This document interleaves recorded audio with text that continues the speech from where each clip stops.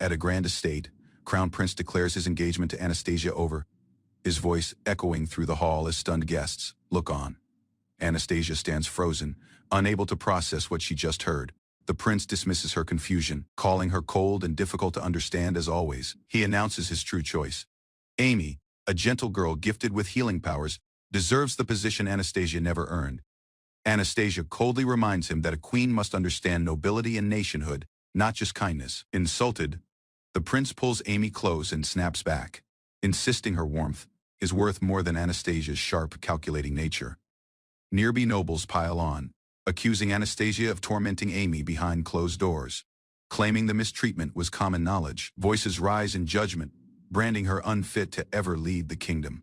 Girls in the crowd whisper mockingly, enjoying her public humiliation. Anastasia finally understands the setup laid against her, quietly realizing this scene was orchestrated from the start. Tension breaks as the prince's hand strikes her without warning, the crowd gasping at the sudden violence. Anastasia crumples down the staircase from the blow, her fall witnessed by the same nobles who moments ago praised the prince's new fiancée. Elsewhere, a boy jolts awake in a cramped attic bedroom, disturbed by flashes of memory that don't belong to this life.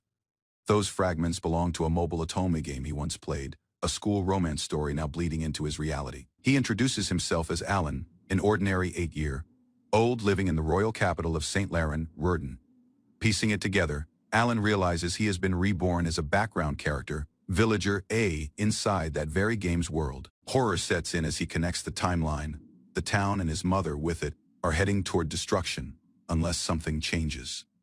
He recalls how the story's crown prince will later challenge Amy's rival to a duel on her behalf. Following her defeat, Anastasia is disgraced and retreats to a monastery, only to vanish after bandits ambush her convoy along the road, her fate spiraling further into tragedy. That single event destabilizes the kingdom, tipping the balance of power and igniting a civil war. Weakened by internal conflict, the royal army collapses under pressure from the neighboring East Empire, which seizes the opportunity to invade.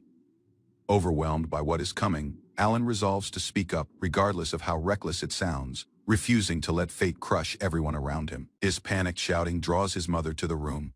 Startled by the commotion, Alan brushes it off as nothing more than a strange dream, and she simply calls him to breakfast, unaware of the disaster now fixed in her son's memory. Alan declares his resolve out loud, determined to shield his mother from the disaster looming over the story's timeline. He walks through the city streets, watching its people go about ordinary lives, admitting to himself that even with his old memories back, he refuses to abandon this world or the woman raising him. Fired up, he vows to flip the entire tragic script upside down, promising to twist every doomed event into something survivable. Back home, his mother notices a smudge on his cheek while dinner cooks over the hearth, and he promises to explain everything he now understands about their situation.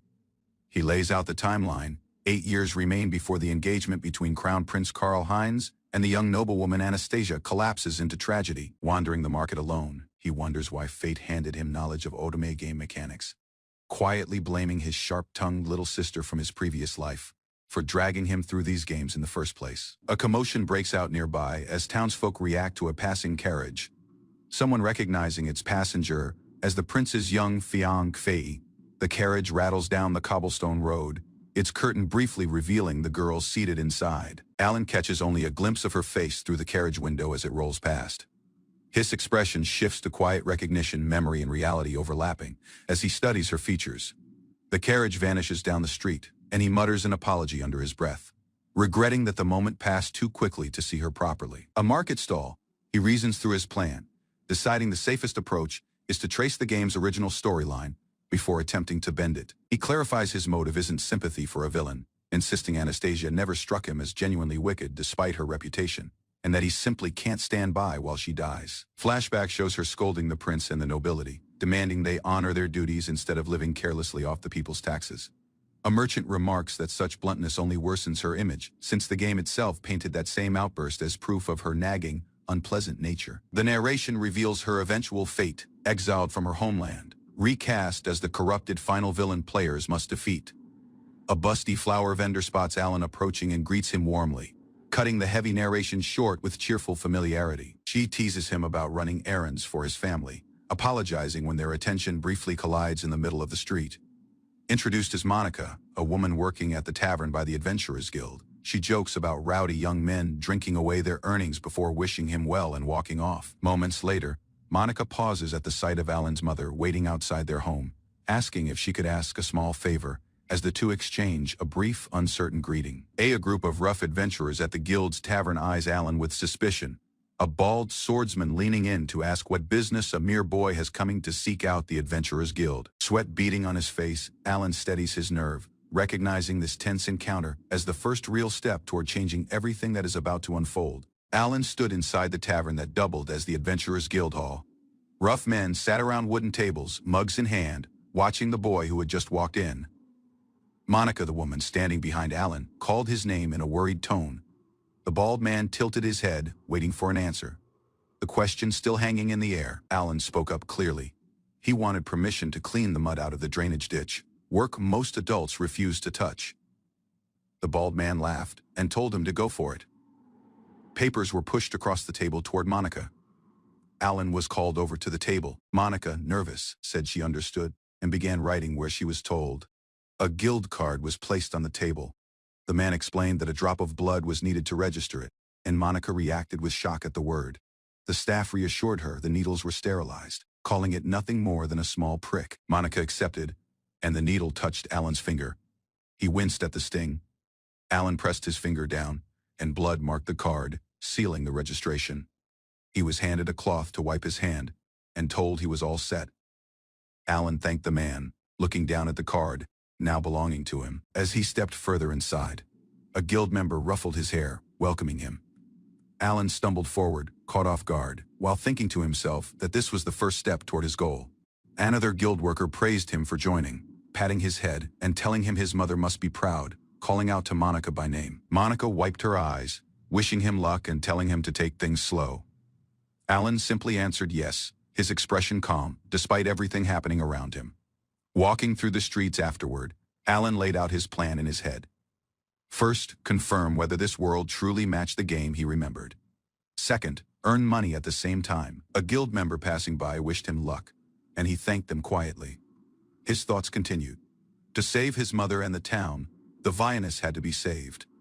That meant reversing the condemnation scenario, which meant defeating the Crown Prince's representative in a duel. Covered in dirt from ditch work, Alan reminded himself of his situation. He was poor now, and that was exactly why he intended to work hard. Later, an official offered him work in the underground sewer, warning him it smelled worse than the ditch, but paid double. Alan's face lit up as he agreed without hesitation, thrilled that the opportunity had finally come. Deep in the sewer's stone tunnels, Alan admitted to himself that the reward was not his real reason for wanting to come down here. He walked on, boots wet from the sewer floor, focused on a memory from the game. In 8 years' time, this location was said to hold a secret scroll. Standing before a wall, Alan recalled the scenario.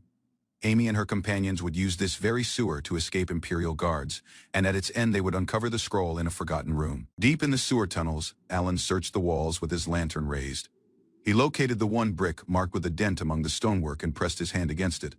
The wall shifted, grinding open into a hidden passage. He steadied himself and stepped through. Inside, Alan found a small chamber, quiet and forgotten. He wondered aloud what the room had once been used for as his eyes settled on a scroll resting above a hanging banner, marked with a tiger crest. He reached for it carefully, checking first that no trap guarded the shelf. Straining to reach higher, Alan complained that the scroll was just out of his grasp, muttering that hiding it this high wasn't fair to someone his size. He finally managed to pull it free. Recognizing the name written across it immediately, concealment, he confirmed to himself that this was the exact skill scroll from the game. He recalled the scene from the story, how the heroine Amy would find this same scroll, how it would glow the instant she touched it, then vanish right after. Alan unrolled it now, certain this matched what Amy would have acquired in the original scenario, confirming the world followed the game's script. Exactly. Following the same steps, he tapped his guild card twice and swiped it, pulling up his own status screen. His name, rank, age, and new skill appeared before him. He confirmed this truly was the world from the game, and that the interface worked exactly as expected. Snapping back into character, Alan apologized to his co-workers, claiming he had simply lost track of the sewer's turns. Internally, he acknowledged how closely the world matched the ruined scenario he remembered, and repeated to himself that he wouldn't let that outcome happen. Back above ground, the The sewer crew ordered him to properly bathe before returning home, warning that his mother would be upset if he came back smelling of the tunnels. The men challenged each other to race to the tents, joking that whoever arrived last would be stuck fetching water. In the middle of dressing, someone called his name sharply, catching him off guard mid-motion. Later that night, at home, Alan quietly tested whether the concealment skill worked as expected, wondering to himself if it had truly activated. He called out toward the house checking if anyone was around, and Monica answered warmly that dinner was ready. The women in the household teased him for leaving the lamp burning while he was out, sighing at his forgetfulness. Startled, Alan jumped at his mother's touch, admitting the experiment had gone reasonably well and asking whether the effect would end once he got close enough to her. At the dinner table, Monica reminded him gently to pace himself before he handed over the coins he'd earned that day, calling it that day's earnings. She reminded him about schoolwork, noting that formal lessons could still be taken for free 3 times a week, useful for history and geography even if arithmetic felt pointless to relearn. Alan noted internally that appraisal was the next skill on his list. He confirmed to himself that appraisal was essential to reversing the scenario, but the scroll's location came with a serious problem. It sat guarded by armed monsters deep within a dungeon, meaning this time he would have to risk his life to claim it. Out in the wilds, a horned rabbit sat quietly in the grass. Alan groaned to himself at the sight, having already confirmed it was the only creature nearby. He reminded himself he needed to be back before nightfall, having only the rough direction and distance from the larger town to go on. Reading a map was one thing, walking the actual distance was another. Discouraged, Alan wondered whether he would ever actually find the ruin, admitting to himself that this made his second straight day of failed exploration. By the 3rd day, he brushed off an encounter with wild horned rabbits as barely worth calling a fight. The 4th day arrived with heavy rain soaking through his hood as he pressed on regardless. At home, his tiredness didn't go unnoticed. Someone asked if he was okay, and Alan brushed it off, insisting he was fine. Monica wiped his hair with a towel, pointing out that he'd been coming home late, and asking if he'd been overworking himself. The 5th day of exploration finally paid off. Climbing over broken stone steps, Alan spotted crumbling pillars ahead, and realized he was looking at the ruin at last. Catching his breath, he admitted that all his effort had finally paid off, relieved the search was over. He reminded himself this wasn't the moment to celebrate. The real task was still ahead, finding the appraisal scroll hidden somewhere within the ruin. Creeping along the stone wall, Alan froze at a sudden sound, gripping his staff tightly as tension crossed his face. Shapes moved in the dark among the broken pillars. Sniffing, snarling creatures emerged into view, and Alan's eyes went wide with panic as he realized what he was looking at. Alan freezes at the entrance of the ancient ruins as a pack of goblins climbs the stairway toward him. Their numbers catch him off guard, far more than the game ever showed him. Hidden behind a rock, he questions whether to retreat and rethink his approach. His concealment skill keeps him unseen, and without it, the goblins would have torn him apart already. He recalls the real danger buried in these ruins, a scroll of appraisal, powerful enough that its recovery could shift the balance of the region. He also remembers the cost of failure. Harming anyone here would trigger a subjugation team, and if the goblin horde keeps expanding, the whole situation spirals beyond anyone's control. Panic creeps into his chest. He forces himself to breathe evenly, repeating that he needs to stay calm, despite everything unfolding differently than expected. Turning back isn't an option he can afford. Missing this chance means losing the scroll entirely, so he pushes the thought of retreat aside, steadying his grip on his staff. He reminds himself of the cheat abilities he carries from his past life. Determination hardens his expression as the goblins continue shuffling around him, unaware of his presence. Descending further, he warns himself that the underground layers begin here. The goblins murmur among themselves, repeating that everything is fine, oblivious to the intruder walking past them. Glowing moss lights the stone corridor ahead, sparing him the need for a torch. He notes quietly how unexpectedly beautiful the underground path looks, despite the tension. Even so, he hopes no goblins wait for him further below. The tunnel narrows, closing in around him as he advances. Finally, he reaches a small chamber tucked into the rock, certain the scroll of appraisal rests inside. Shock crosses his face when he steps in. Weapons, barrels, and a chest fill the space, nothing like the empty room the game described. Sweat drips down his cheek as he realizes this must be the goblin's hoard, a storage room absent from any script he remembers. A goblin suddenly leans close, sniffing at him. Confusion floods his mind, wondering what part of the scenario shifted to cause this encounter. The stench overwhelms him, and he recoils, struggling not to gag before the goblin can react further. A strike lands, and the creature collapses. The others behind it stir in alarm. Catching his breath afterward, he acknowledges he barely made it through the encounter. He wonders if obtaining the concealment scroll earlier caused this divergence, altering pieces of the story he thought he understood. Digging through the rubble, his hand finally closes around the scroll he came for. He realizes the map's note about it being buried in the ground is exactly why the goblins never found it themselves. Slipping past the remaining goblins, he mutters reassurance to himself, repeating that everything is fine as he makes his way back out of the ruins. Alan slips back through the town gate at dusk, murmuring to himself that he made it home alive, alone. He unrolls the scroll he risked everything to steal, aware that being caught would bring nothing but trouble. Light flickers over his hand as the skill registers, concealment and appraisal, both marked new. He whispers that everything went perfectly back to ordinary life. An elderly couple teases him for having so much energy, handing him ditch cleaning duty for the day. He grips his tool, declaring silently that gaining appraisal marked real progress in his plan. 2 weeks pass. Walking into town one morning, he notices a crowd buzzing with unusual excitement and wonders aloud what has everyone talking. Rudolph, seated at his desk, calls him over. Alan straightens up and asks what is going on. Rudolph explains that goblins left unchecked will only multiply and cause greater damage, so a strike team is being assembled. He adds that a nest was discovered inside the ruins of an ancient labyrinth to the northeast. Privately, Alan considers whether the scroll had been meant for someone else entirely. He reassures himself that it stayed hidden underground the whole time, missed by both the goblins and the search party, confirming his decision to take it that day was the right one. Rudolph adds that if the goblins had truly been hoarding treasure, it would have profited them greatly, then notes that Alan is still too young to join such an expedition. Alan questions whether that detail places them outside the story he remembers from the game. Rudolph mentions he is a retired adventurer now, insisting he'll stay behind this time. Alan asks if he still plans to join the fight. Rudolph reveals a prosthetic leg, joking that he hasn't shown it before. Alan stares, startled by the mechanism fitted where flesh should be. Rudolph recounts how an orc's poisoned arrow struck his knee during a job, leaving him with the injury. Impressed, Alan comments on how well the steel and leather still function. Rudolph admits sparring with younger fighters would be a real challenge now, though his daily routine keeps him capable enough. Grateful, Alan thanks him. Rudolph promises that once Alan can properly wield a sword, he'll at least teach him the basics of holding one. Elsewhere, officers discuss sending scouts through a nearby forest, calling it promising hunting ground, and ask Rudolph to review the map showing the route to the ruins. Alan reflects that despite retiring to office work, Rudolph remains someone worth trusting completely.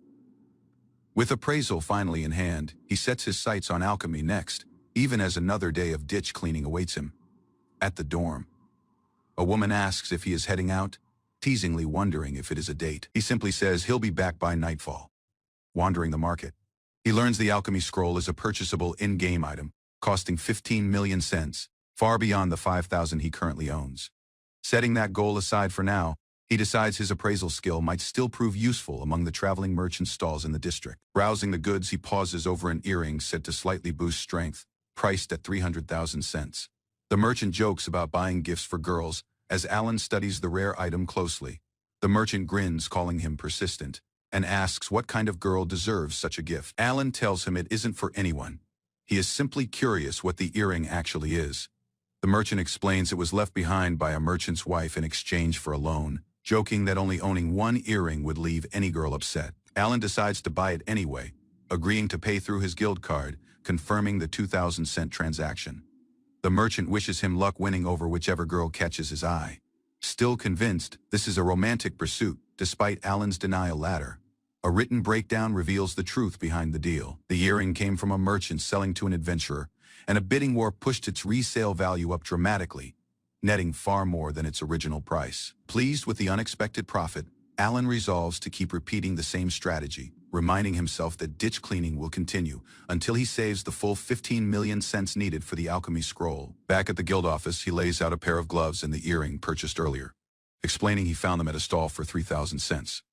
Rudolph, intrigued, asks where he got them and offers to have an expert weigh in before deciding whether to buy them himself. Rudolph hands the items to a colleague working nearby, mentioning the man had already noticed something valuable about them.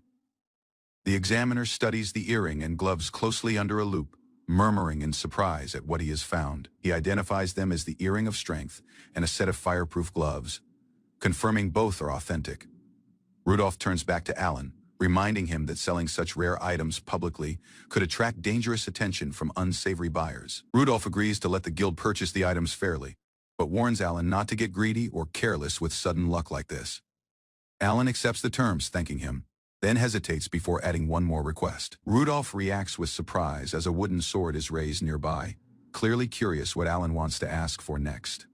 Inside the training hall, Alan struggles through his first sword lesson while Rudolph barks corrections about posture and grip, insisting his stance and swing need real discipline. Rudolph challenges him with a hypothetical, asking whether wielding the strongest cursed blade would automatically make someone stronger, stressing that a weapon only matters in skilled hands. He continues, warning Alan never to let a weapon's power substitute for his own understanding of how to use it. Sweating through the lesson, Alan privately admits he has been tempted to lean entirely on his cheat skills, but recognizes the old man's wisdom about needing real skill regardless. Rudolph orders him to start conditioning immediately, insisting laps around the training room will build the strength and core needed to truly wield a blade. Exhausted, Alan pushes through swing after swing while Rudolph shouts encouragement, insisting he can't protect anything worth protecting without real effort and guts. Collapsing after the sword drills, Alan absorbs Rudolph's warning that failing to improve now means failing against even simple threats like horned rabbits later. Gripping his fists, Alan reminds himself what is at stake. His mother and the Villainess both depend on him succeeding, and he refuses to lose. Later, his balance climbs past 15 million cents, closing in on the alchemy scroll at last. Called to breakfast by his mother, 11-year-old Alan answers simply that he is coming, carrying forward his quiet resolve to protect what matters most. Preparing to head out, Alan tells his mother he is off to the market. She teases him about how grown-up he has become, then reminds him to get home before dark. He heads out, promising to return, well aware tomorrow marks something important. 2 years of relentless training, schoolwork, and competition finally pay off. He reaches his savings goal, 15 million cents sitting in his guild account at last. His destination lies deep within an unsafe district of the capital, a hidden shop tucked into a back alley basement. He keeps his hood low, staying unnoticed to avoid drawing attention from the rough figures lingering nearby, one of whom mutters about how unsettling the area feels. Reaching the entrance, he knocks. His concealment skill deactivates as a voice from inside asks who is calling. Recalling the password, he repeats the coded phrase about a rabbit and directions south, prompting the door to unlock. Stepping inside a cluttered shop lined with strange bottles and old books, a hooded figure greets him and asks what he is searching for. He states plainly that he wants the scroll of alchemy. The shopkeeper compliments his taste and quotes a price of 14 million cents. The figure asks him to wait a moment while retrieving the item. Alan eyes strange specimens lining the shelves, curious about their purpose, before the shopkeeper returns holding a wrapped scroll along with a few loose magic stones, tossed in for free. Appraising it immediately, he discovers the truth. It is merely an ordinary scroll meant for notes or calligraphy, worth only a fraction of the price asked. Alan calls out the deception directly, demanding to know if the real item exists. The hooded merchant smirks and admits he passed the test. The shopkeeper compliments his sharp eye for detail. This time, the real scroll appears, confirmed as an epic class item that vanishes after a single use. Alan confirms payment through his guild card. The skill registers instantly under alchemy, newly added to his list. Grateful the ordeal is finally over, he says he hopes never to return to this shop again, while the merchant cheerfully thanks him for his business. Back home, his mother scolds him for being late, unaware that years of patient effort just paid off in an instant thanks to his new alchemy ability. She reminds him how important tomorrow is, insisting he sleep early. He reflects on his situation, having used knowledge from his past life to skip grades and qualify for his middle school graduation exam, a full year ahead of schedule. Many children in the capital never attend middle school, since it mainly exists to prepare students for high school, though elementary and middle education remain free for anyone in the city. Inside a classroom, his teacher explains that lessons cover history, arithmetic, noble lineage, and regional politics, calling him over to accompany her as the exam approaches, noting his unusual age of 11. She admits the test is only as difficult as an ordinary elementary exam by his old world standards, wishing him luck while marveling that graduating at 11 is almost unheard of in the capital. The graduation exam began with the teacher setting a 3-hour hourglass timer, telling Alan he had until the sand ran out. He sat alone at his desk, focused and quiet, while she folded her arms and watched him start. The written portion covered history, math, and government structure, asking him to name the king, the crown prince, and the 3 ruling dukes. He handled the calculations easily and admitted only the memorization sections gave him any trouble. Geography turned out to be the one subject that slowed him down, since he couldn't recall whether a certain territory was known for wheat or iron ore. Comparing it to his old life, he noted that basic knowledge worked roughly the same. No matter which world he was in, the teacher noticed him raising his hand and asked what was wrong. Alan simply addressed her, calling out to get her attention. Barely an hour had passed when he announced he was finished. Startled, she reminded him there was no need to wait out the full 3 hours if his answers were already complete. Though she seemed unprepared for how fast he'd worked, she pressed him to double-check his answers, insisting this exam was too important to risk regret. Alan brushed off her concern, noting she seemed far more anxious about the results than he was. He excused himself and left the room, and she confirmed the exam had officially ended, promising to deliver his results within a week. A week later, she came rushing to find him, breathless from running, and called his name twice before announcing that he had passed. His scores stunned her further. He had earned perfect marks in every subject, and skipping a grade at only 11 years old made the achievement even more remarkable in her eyes. Others nearby told her to calm down. Privately, she admitted his results were unusual enough to raise questions, then caught herself and apologized for the odd comment about reincarnation cheats, insisting it had simply slipped out. She then offered him a recommendation letter for high school, one strong enough to guarantee admission, and Alan accepted eagerly, proud of the effort behind it. She reminded him gently that even with the recommendation secured, school policy still required him to wait until he turned 15, 4 more years away. As she moved to submit the paperwork, she explained that the grade skipping system existed to match a student's pace, not to allow a jump as drastic as his had been. Alan thanked her warmly as she congratulated him on completing his schooling. Classmates gathered around, cheering his graduation, while she quietly apologized once more for the odd remark about cheating.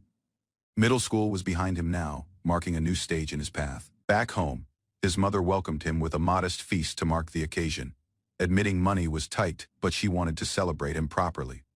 She then handed him a wrapped dismantling knife, and he recognized it instantly as adventurer's gear. He thanked her, saying it was something he'd wanted for a long time, quietly aware of how much of a financial strain the gift must have been.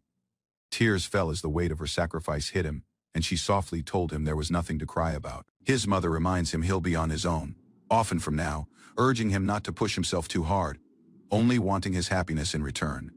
He promises to treasure the knife she hands him, vowing to take proper care of it.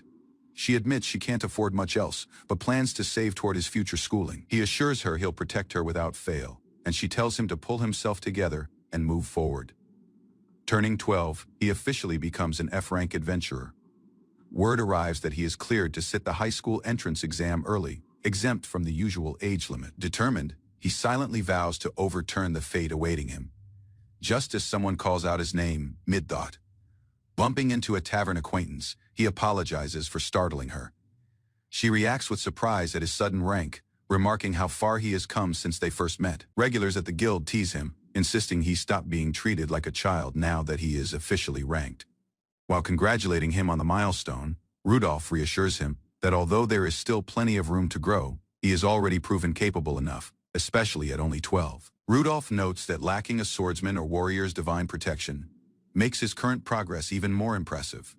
Rudolph explains further that divine protection acts as a blessing from the gods, boosting a person's aptitude or granting unique abilities altogether. He details how the Crown Prince carries both fire and hero protections, giving him powerful offense and combat versatility, while the heroine Amy possesses healing, enhancing her recovery magic significantly. Sparring with Rudolph, who holds swordsman protection himself, Alan reflects that lacking any divine blessing puts him at a natural disadvantage among commoners like himself. Rudolph tells him he's accumulated enough points through years of ditch cleaning that completing one F-rank task will officially promote him to E-rank. The available tasks turn out to be simple, gathering herbs and hunting horned rabbits. Rudolph warns him not to underestimate the creatures despite their harmless look, since he has never left town before. 2 days later, he returns successfully, earning praise from the guild members for completing the herb and magic stone collection task. Thanks to prior game knowledge, he already knew exactly where the herbs grew inside the ruins, made safer since the goblins there had already been cleared out. Using concealment, he moves toward the horned rabbits next, staying unseen as he closes in. Despite calling them harmless vermin that damage farmland, he still feels a pang of guilt as he strikes. Rudolph officially confirms his promotion to E rank, and Alan beams with genuine pride at the accomplishment. That night, he thanks his mother quietly for the knife she gave him, grateful it proved useful so quickly while dismantling the rabbits for their materials. His profile updates to reflect E rank status at age 12, unlocking long-distance travel and expedition privileges. He considers how rare divine protection truly is among commoners, and how, in the original game, only one method ever existed for Villager A to obtain one of his own. A caption lays out the next objective. The Book of the Wind God rests in the Valley of the Flying Dragon, reachable only through a week-long carriage journey from the capital. Above the jagged peaks, a lone dragon circles against the dark sky. Explanation follows for what the reward actually grants: divine protection that amplifies wind thread magic, a skill tied directly to how well students perform in upcoming practical exams. The Wind God stands wreathed in swirling threads, embodying the very power being described. Resolve settles over Alan as he grips a small knife between his teeth, steadying his blade with renewed determination. Introducing himself simply as Villager A, a novice adventurer, he declares that his adventure is finally ready to begin. Alan and Amy face the wrath of a wounded wyvern mother inside a ruined chamber, grieving over her dead mate. She accuses them of murder while Amy tries desperately to reason with her, insisting there was a reason behind the kill. Alan pulls Amy back from the raging beast's claws, shouting for her to retreat. Amy, shaken and guilt-ridden, can only apologize through her tears. The wyvern lunges again, and Amy responds by summoning a glowing barrier, the magic circle expanding to block the creature's assault mid-charge. Dust settles across the shattered stone floor. Carl arrives to find Alan and Amy standing amid the wreckage, desperate to know if they manage to defeat her. The final blow lands, and the wyvern falls. Amy breaks down afterward, wishing she could have talked the creature down instead. Carl comforts her, admitting there had been no real choice. A results screen confirms their reward: the Book of the Wind God, along with a boost to Carl's affection stat. Weeks earlier, a tired boy rides a horse-drawn cart through the mountains, recalling that this very quest line belongs to a school, life-dating sim he once played. He reflects on the wyvern's side of the story too, admitting that from the creature's perspective, a stranger broke in, killed its family, and stole its treasure. After thanking the driver for the ride, he sets off alone toward the Valley of the Flying Dragons, chasing the same item Emily once claimed in the game. Aware the road ahead turns dangerous, he treks through Friesen, the closest village to the valley, choosing to rely on his concealment skill to slip past any demons hiding in the mountains. Exhaustion catches up to him on the climb, and a massive winged shadow suddenly sweeps overhead, startling him mid-thought. He finally reaches the valley itself, staring up at dozens of wyverns circling the sky above the jagged cliffs, awestruck by the sheer scale of the place. A quick mental note reminds him of the distinction between true dragons and their weaker cousins, the wyverns, who lack the ability to breathe fire. As dusk approaches, he picks a spot to camp, digging into the ground and shaping the earth with alchemy before night falls. Piece by piece, he carves out air vents and a chimney, treating the craft as a simple test of his growing ability. He recalls the same skills and game potential, powerful enough to build fortresses, and settles into the humble underground shelter he has made for the night. He wipes his blade clean before wishing himself goodnight under a quiet, star-filled sky.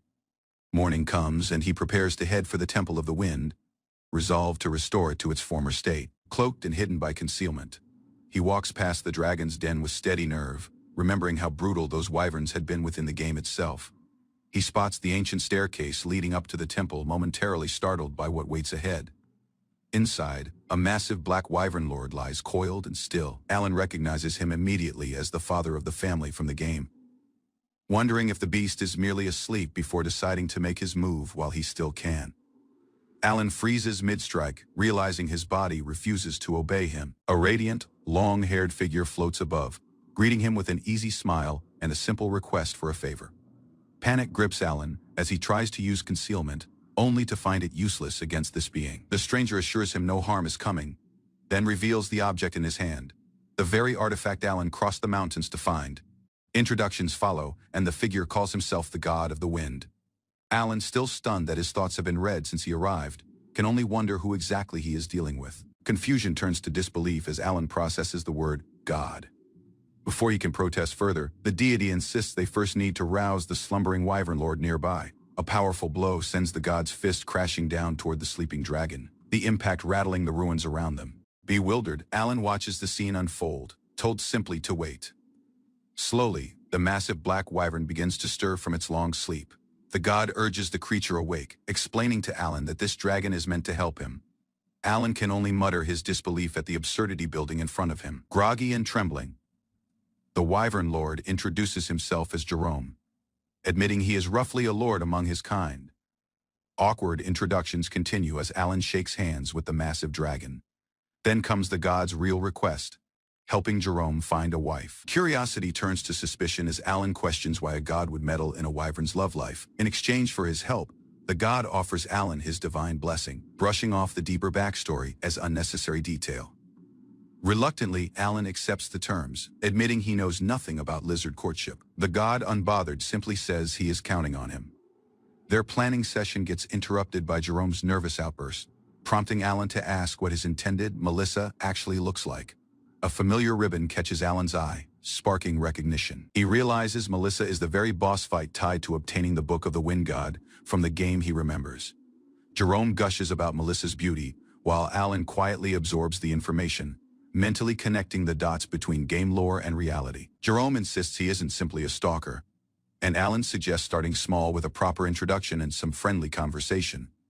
Nerves overwhelm Jerome as he stumbles over his own name, barely managing to speak in front of his crush. Alan coaches him through basic conversation starters, but when the moment arrives, Jerome only produces panicked, broken words. Melissa's dismissive glance crushes what little confidence Jerome had built, leaving him visibly wounded by her indifference. New strategies emerge. Perhaps a gift, like meat, might win her over. The god, ever helpful, offers to lead them straight to her location, waiting on a cliffside. Alan jokes about the odd sight of a floating head, while the god reassures him that Jerome is simply a skilled hunter, running late. Excitement builds as the god spots Jerome finally approaching, exhausted from a hunt. Sweat drips from the wyvern as he lands, clutching prey between his claws, panting hard from the effort. Shifting strategies, the god suggests trying a fashionable approach instead of proving worth through gifts. Jerome's reaction to the idea is immediate embarrassment, though he stays determined not to lose hope. A massive offering of flowers turns out to be worthless once presented, leaving Jerome shrieking in frustration. Alan watches quietly, unimpressed by yet another failed attempt. Exhaustion sets in as Jerome collapses onto the ground after his efforts. Alan admits he hadn't expected them to get this far already, prompting the god to press him for a better plan. A suit and necktie come up as the next idea, framed as symbols of trust and social credibility. Jerome, confused by human customs, asks what exactly dressing even means for someone like him, determined to help. Alan considers crafting a necktie from scratch, drawing a curious glance from both Jerome and the god as he gets to work. Concentration takes over as Alan channels his alchemy, focusing the magic circle's power directly onto a goblin's core stone. Materializing from the light, a necktie forms, and Jerome stares at it in stunned amazement as it is fitted around his neck. Relief washes over Alan once the process finishes, surprised by how draining real alchemy turns out to be. Jerome, thrilled with the result, thanks him enthusiastically, while the god offers his approval. Anticipation peaks as the god declares it is finally time to reveal Melissa. Chaos erupts moments later as wings crush against Jerome mid-flight, catching everyone off guard. Panic and confusion swirl together as Jerome, overwhelmed, can barely speak her name. Alan urges him onward while the god casually admits Jerome doesn't even know where she is, calling him foolish for it. Soaring across the sky, Alan and his ally close to a tense battlefield. Amid the uncertainty, the lizard fighters pause, unsure how to react to the unforeseen situation. Lacking notice, a forceful impact shatters the standoff as two mighty powers collide midair. Landing hard to the earth, Alan breaks the foe ranks, catching them off guard. With strong resolve, a lone fighter guards Melissa, releasing a defiant roar at the approaching threat. Multiple foes near in, encircling the downed warrior as he struggles to hold them back. Although his wounds, he presses Melissa to flee, positioned protectively between her and danger. With haste in her eyes, Melissa jumps into the air, soaring off from the battlefield. After her, the valiant fighter blocks a blow, refusing to let anyone reach her. Gathering his power, he unleashes a mighty retaliation, driving enemies crashing in every direction. Melissa is abruptly grabbed mid-flight, pulled back by a resolved chaser, reaching out with force.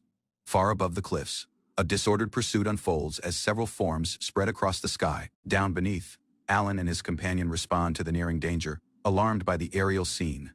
Lacking delay, the god steps in midair, blocking the enemy's route with a burst of wind.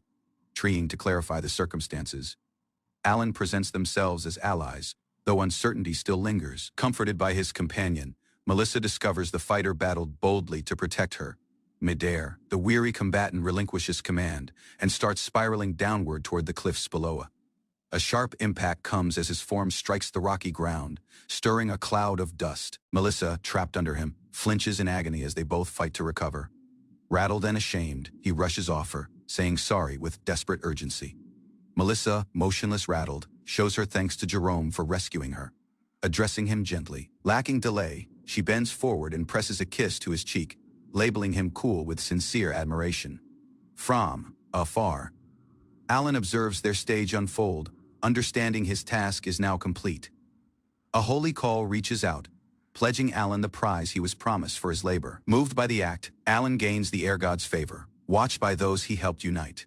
The air god jokes with Jerome and Melissa about wedding, pledging his favor when the time comes, at the shrine. Alan finds the air god's book is gone. Understanding the divine plan has shifted, he considers silently, knowing his deeds have changed the path of the original story. Thankful, Jerome appreciates Alan, though Alan modestly redirects the credit to others. With a grave manner, Alan cautions Jerome to stay away from the region for 4 years due to a potential threat. Melissa startles everyone by labeling Jerome Jerry, revealing how near they've grown already. She vows that if Alan ever needs aid, she and Jerome will repay the kindness, no regardless what. Alan grins, urging Jerome to treasure Melissa and make their relationship endure. Moved, the couple thank Alan earnestly, though Jerome motionless fights to process it all. With a last goodbye, the couple soars off to seek their love nest, departing from Alan behind with a quiet smile. Alan observes the wyverns fly off, entertained that he finished up helping them rather of humans. Before returning to Rurden, he remembers there is motionless one objective he wants to follow in Friesen settlement. With enthusiasm, he chooses to construct a glider to gain quicker transportation. He considers on how restricted journeying is in this world depending solely on horse-drawn carts. Envisioning the sky, he hopes of transforming transport with flight. With a fresh objective in mind, Alan dedicates himself to building a motor glider driven by air magic. His scheme is almost finished, taken from recollections of his past life as an aeronautical engineer. He surveys a wide, level ground and readies it as a makeshift runway. Using newly gained sorcery, Alan removes the terrain with a mighty wind-based spell. Although advancement, he considers the process of chanting spells somewhat embarrassing. Though the magic flows naturally, Alan's attributes rise with the air god's favor, surprisingly granting him wind magic and boosting his power. Thankful yet entertained, he employs his sorcery to visible grass with ease, calling the god creepy. With the ground prepared, he turns attention to preparing the glider for trial flights. Through alchemy, he quickly builds both glider and airstrip using precise arcane diagrams. Resources from slain wyverns, along with charcoal, improve his construction efficiency as arrangements near completion. With a firm hand, Alan invokes the refining incantation, kindling the materials in a controlled burst of energy. The outcome is a smooth, completely built glider, his labor rewarded with visible success and satisfaction. Positioned beside his craft, he checks the conditions and readies for test flights on the ready runway. Within the cabin, Alan energizes the motor using air magic channeled through a magic stone. He checks the mechanisms, making sure both rudder and wings react properly to his adjustments. Alan channels air sorcery into the glider, cautiously raising its power to stay away from instability. He fights to stabilize the power, but declines to halt the launch sequence. With growing velocity and resolve, Alan eventually gains liftoff and soars skyward. Alan sent his glider into the sky. A smile formed across his face as it soared properly over the landscape. He surveyed the terrain beneath and changed the course. Following the route toward Rurden, the settlement moved under him, the structures and streets clear from above, as he maintained steady flight. A short memory of neglected tasks emerged, but the thrill of flying after so long overpowered it. Her eyes opened wide as she noticed Alan soaring above the woods. While having tea in the yard, Anastasia stopped, lifting her hand toward the sky.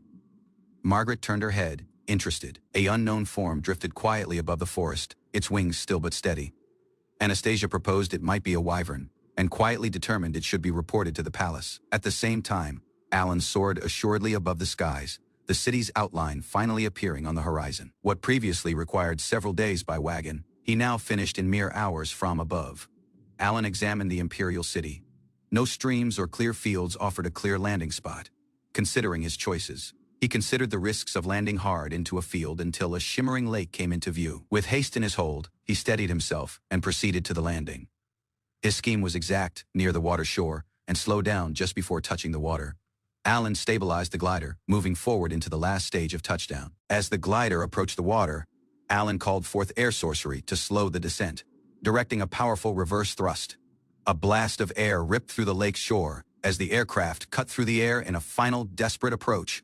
The glider crashed into the surface, spraying violently. Seconds later, Alan emerged, struggling for air as wreckage floated nearby. Wary but unharmed, he rested under a trunk. Relieved his vital belongings had survived the crash, Alan observed the shattered remains of his glider dissolve in the water. A quiet realization dawning. Although the success of his flight, he counted the cost-precious Wyvern resources gone with a single impact. At this guild, drenched and weary, Alan ran inside familiar faces and provided a half-hearted excuse for his soaked clothes. Rudolph greeted him warmly, though the lecture came sharp and unforeseen, mistaking him for this cause, while Alan tried to hold back one laugh, brushing off this teasing remarks about age and modesty out of the guild members. Under this arcane shower, he reflected on the comforts of this game world clean surface. While he rinsed off, Alan planned his next steps: sell this items, change clothes, and repay home. Later that evening, he recounted this journey over dinner, marking the end of the first expedition. Though his form rested in bed, something lingered, an unresolved feeling that this tale wasn't quite over yet. Sitting by this canal, Alan mulled over his journey, acknowledging the missteps that marred his repay out of Friesen. Poor planning led to this glider's impact, no touchdown site, and no room for error. Reflecting further, he realized how much the child's form had dulled his judgment compared to his previous adult life. Clarity emerged out of this surface's stillness he'd need, constant self-awareness moving forward. Although this failures, the design wasn't flawed, just the piloting. Lessons had been learned. Managing one glider using sorcery proved more complex than expected. At his desk, he sketched a fresh idea. A vertical takeoff and touchdown aircraft would eliminate the need for long runways. Multitasking remained impossible using the current limits. He'd need something extra. A rare item emerged in his thoughts, one capable of simultaneous casting this scroll of several chanting. Though this scroll rested in a difficult location, he was resolved arrangements had to begin. With a commanding act, Alan activated his sorcery, shaping resources with precision for his next design. Prior to him stood a refined aircraft, smooth, compact, and tailored. While not a VTOL, it was built for a single task. Fingers tightened around the mechanisms while the glider began its run across the ground. Wheels lifted out of the earth.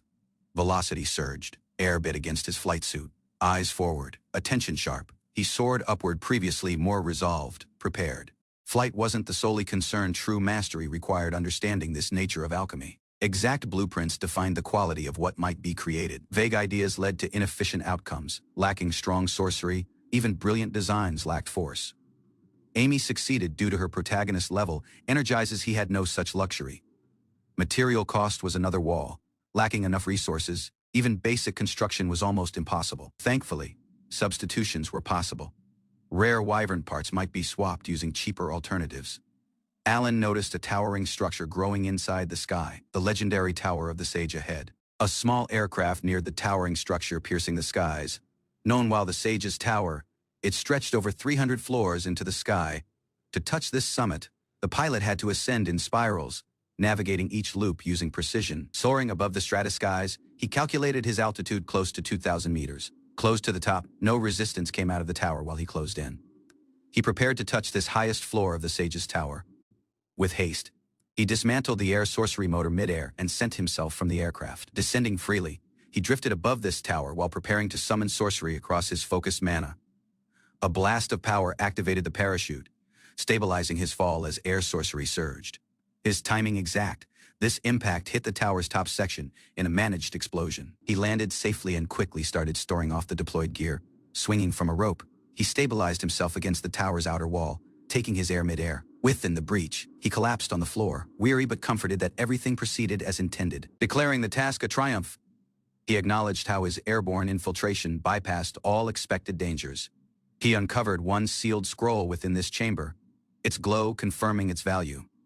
Using a single act, the skill was absorbed, another step toward his ultimate objective. While the tower started repairing itself, he realized time was short and flee was urgent. High above the skies, he reflected on the risk just taken to gain a mighty skill. A legend told of a sage who cast spells lacking chanting, using sorcery to aid others. Though this sage died tragically, the soul became the chantless scroll, hidden in one mystical forest. His next destination was visible. Touch the forest of illusion and retrieve the last scroll. navigating by one dated guild map. He tried estimating his location close to this forest of illusion. Uncertainty loomed while he drifted off path, worried about touchdown before nightfall. Strong demons lurked beneath, and he knew his power was restricted. Caution was crucial. As the sun dipped low, he eventually noticed the settlement nestled between the woods. Thankful, he aimed for this drop point just outside the settlement to safely descend. He engaged the vertical motor, initiating a managed landing toward the clearing beneath. Altitude command systems on both wings stabilized the aircraft for an exact touchdown. Reaching down softly, he stepped out, weary but thankful. The flight had finished safely. Though tired, he prepared to conceal the aircraft using sorcery before entering the settlement. Prior to he might proceed, armed villagers surrounded him, ordering him to stay motionless. Trapped off guard, Alan froze, while tension filled this air and weapons aimed at him, brought prior to the settlement elders. He confirmed his identity while a human named Alan. This lead elf questioned his presence, demanding one reason for entering the settlement. Alan explained he got lost, but one elf accused him of deception. Prior to judgment was moved. This elder reminded all of the spirits protecting their home. This elf queen questioned how Alan, one human, escaped the forest limits. Doubt filled this room while no one sensed arcane power strong enough to justify flight. Alan cautiously revealed he was defended by this air god, though he preferred to stay discreet, surprised by the answer. This elves lowered their weapons, murmuring about holy protection moved. This queen praised the gods, while Alan remained unsure of what he had just started. Now seen while a holy figure, Alan was respectfully asked by the queen to save their settlement. Puzzled, he wondered if a fresh game event had surprisingly begun. This queen explained that an evil spirit was slowly drawing nearer to the home, immune to their labor. Alan, unaware of this event, tried to understand the danger across calm questioning. She described how this spirit harassed both the elves and the guardian spirits relentlessly. Alan learned the spirit hadn't harmed anyone yet, but it's close to threaten the settlement's future. Although delay, the elves pleaded for his aid, believing in his holy protection. Abruptly, this elf princess Sherry barged in, vowing to defeat the spirit herself lacking human aid. Prior to this argument escalated, a villager rushed in to report the spirit's abrupt appearance. Sherry sprinted off, demanding this location while others struggled to keep the in check, using the queen's plea in mind. Alan determined to follow the princess inside the chaos. Shouts rang across the settlement while guards mobilized. The evil spirit had appeared in the square. One robed figure wandered aimlessly, drawing fearful stares out of villagers and soldiers alike. Alan questioned this label, sensing something odd about the supposed danger's vacant behavior. Puzzled, he realized he saw a man. While this elves described a black fog, rather, Alan admitted he solely saw one cloaked man, prompting this queen to grant him spirit vision. Using enhanced sight, he now witnessed this figure harassing panicked spirits, confirming the danger. Sherry drew her bow, declaring she would destroy this spirit lacking delay. He tried to halt the uncertain, whether this man deserved death. Her arrow veered off target, and frustration mounted while uncertainty over this spirit, his identity, deepened. The queen turned to Alan using haste as the robed figure continued moving ominously through the settlement. Alan stared at this cloaked man's hollow expression, unable to identify what he truly was. One strange hooded man appeared in front of a crowd, casting light inside the sky. Unsure of this man's intentions, Alan cautiously tried to speak to him and calm the circumstances. Abruptly, this man shouted his frustrations, drawing attention using an outburst of personal disclosure. He continued ranting, trying to justify himself using the name and background Alan. Disturbed, suspected this man was chasing one girl and sensed possible criminal behavior. This robed man excitedly claimed he sought an ancient spirit dwelling in the elf settlement. Using unsettling enthusiasm, he explained the spirit seemed like a child, although her age, alarming Alan. At the same time, the elves misunderstood the sight, thinking Alan was interacting using a dangerous entity. A confrontation erupted while accusations flew, using this man defensively insisting on his innocence. Alan, growing frustrated, scolded him for frightening the spirit and ordered him to halt chasing the hooded man. Gasped in disbelief upon understanding the presence was frightening the spirits. Although being informed to leave, he stubbornly insisted on entering the elf settlement, claiming it was essential. He revealed his objective, meeting this elf queen to obtain one key ingredient for creating an elixir. Alan pulled him back, pointing out this queen already stood prior to them. This elves, however, remained suspicious, convinced he was an evil spirit due to the questionable intentions. Alan questioned this man if he would leave the settlement in exchange for the ingredients he needed. Using approval out of this elf queen, Alan formally agreed to hear the man's request. This strange man reiterated he needed a spirit trunk petal and honey, pledging to go afterward, responding swiftly. This elves gathered the ingredients while instructed by the queen. Upon tasting this mixture, the man confirmed its quality, prompting Alan to remind him of the promise. Thankful beyond words, this robed man promised Alan he would never forget the kindness shown. At the same time, the elves celebrated Alan, praising him while a holy figure sent by the gods. Among them, one Sundadir elf reluctantly acknowledged Alan's labor, though tried to mask the approval. This villagers invited Alan to stay for the night, offering him one place to rest. Later, he soaked in this hot spring, surprised by the unforeseen luxury of the elf settlement. Alan started to reflect, understanding he hadn't anticipated everything that occurred during this day. Surprisingly, a muscular elf entered the bath and provided to wash Alan's back, taking him off guard. While this circumstances escalated awkwardly, Alan nervously declined, questioning the randomness of this Otomi-like event. Noise out of outside interrupted the stage, drawing attention from others in the settlement. The elf queen joyfully announced the birth of the spirit of light, departing out of Alan astonished previously more. Children observed in wonder while glowing spirits danced across the air, one identified as the spirit of light. This elf queen marveled at the phenomenon, noting it hadn't occurred in 800 years. Alan, recalling game knowledge, grew suspicious this event didn't match this initial tale timeline. Abruptly, the spirit neared Alan, joyfully recognizing him, while her savior from the day before. She revealed that, appreciates to this elixir, she had ascended and grown a spirit herself. Alan was shocked to realize this spirit was the same eccentric man out of the day prior to, now transformed. This spirit declared she truly understood what it meant to be one young girl. She revealed her fresh name, Lou, and that she had created a contract using Millie. This elf queen joyfully accepted the news and congratulated Millie on the unforeseen relationship. Alan, puzzled by the deviation out of the game's events, determined it was no longer his concern. The spirit Lou presented Alan using a scroll, offering it while a gift in thanks. She explained it was one mighty chantless scroll she had crafted following mastering her transformation. Originally meant for the daughter, she entrusted it to Alan, acknowledging the great aid. Upon appraisal, Alan confirmed the scroll's authenticity. It might grant the rare chantless skill. Though thankful, Alan felt conflicted, having received an incredible prize out of such an odd source. Alan prepared to leave this elf settlement, thanking the queen and villagers for the cooperation. Close by, this elf princess questioned the soaring machine's ability, clearly skeptical of its function. Prior to his departure, the elf queen neared Alan using something in her hands. She presented one handmade amulet, a token of thanks and a symbol of their relationship. While last arrangements were made, villagers stepped back cautiously, watching the aircraft come to life. The aircraft lifted off the earth using force, startling the gathered elves as it required flight. Alan shouted his appreciates and goodbye, pledging to repay while the villagers observed in awe. Everyone looked upward, their expressions a mix of surprise, respect, and quiet goodbye. Out of above, Lou waved goodbye, her call carrying a promise of reunion while Alan departed. Back home, Alan reviewed his advancement, satisfied that phase 1 of his task was finished. Alan resolved to increase the power, knowing power would be essential to win upcoming duels. Back at this guild, his companions provided encouragement, some teasing, others giving genuine warnings. One man, positioned like one mentor, reminded Alan not to process recklessly and dishonor his mother. Abruptly, Monica rushed in, embracing Alan using overwhelming enthusiasm, as others laughed and observed. Trapped off guard, Alan struggled to push the back, ashamed by her affectionate ambush. Monica warned Alan not to overwork himself, expressing concern for the safety. She quickly changed manner, driving him off with an enthusiastic blow and encouragement.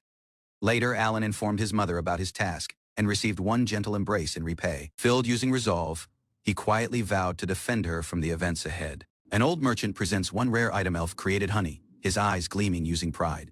Within one quiet shop, Alan negotiates a deal, offering 2 million for 3 jars. Handing over payment, Alan requests more, knowing this supply is difficult to secure. He then asks about sorcery bags, hoping to seek one using vast storage capacity. This merchant laughs, explaining such mighty items exist, but are almost priceless and unseen. Alan agrees to repay, entertained by this merchant's eagerness and cryptic humor. Several days later, he arrives in this settlement of Struzen, prepared to hunt goblins for a commission. This settlement chief greets him warmly, explaining how rare visitors have grown in recent months. While calculating the expenses, Alan realizes this poor profit margin of exterminating goblins. Although low rewards and dangerous risks, he resolves to face this danger head-on. At dawn, Alan steps inside the forest near Struzen, assuredly gripping his temporary AK-47, though crafted out of cheap parts. This weapon mimics one Kalashnikov well enough for battle intent on training. He roams this woods where goblins emerge out of one hidden labyrinth. Using concealment sorcery, he hides and readies to shoot, keeping a careful afar. His shot lands, he observes this goblin collapse, uncertain if it was one clean hit. Cautiously, Alan nears this downed goblin, scanning for signs of life. He checks one bullet struck the chest and retrieves the embedded sorcery gem. Thankful by his success, he grins, knowing his air sorcery-driven rifle is effective. To stay away from attracting demons, he disposes of the goblin's form in a refining pit. Remembering the childhood fears, he considers armed using this rifle. Even illusions feel conquerable. Alan reports the success, presenting 12 goblin sorcery stones to claim his prize. Following verifying the kill count using his guild card, the chief checks the payment. He chooses to remain in this settlement for one while, eating, resting, and preparing. Before departing from, Alan checks his next objective, entering the labyrinth directly. 1 week of fruitless hunting convinces him it's time to face this dungeon ahead. Alan stands prior to this ancient entrance, prepared to confront the infamous Goblin's Labyrinth. Though this dungeon wasn't essential in the initial game, he chooses to dive in anyway. Legends speak of one labyrinth core guarded by mighty bosses, though its existence is uncertain. Using demons being both dangerous and valuable, finished destruction isn't always the objective. Lantern in hand, he descends inside this dark, excited by the tools at the side. Within this labyrinth, Alan notes it isn't densely packed, but the goblin encounters are firm.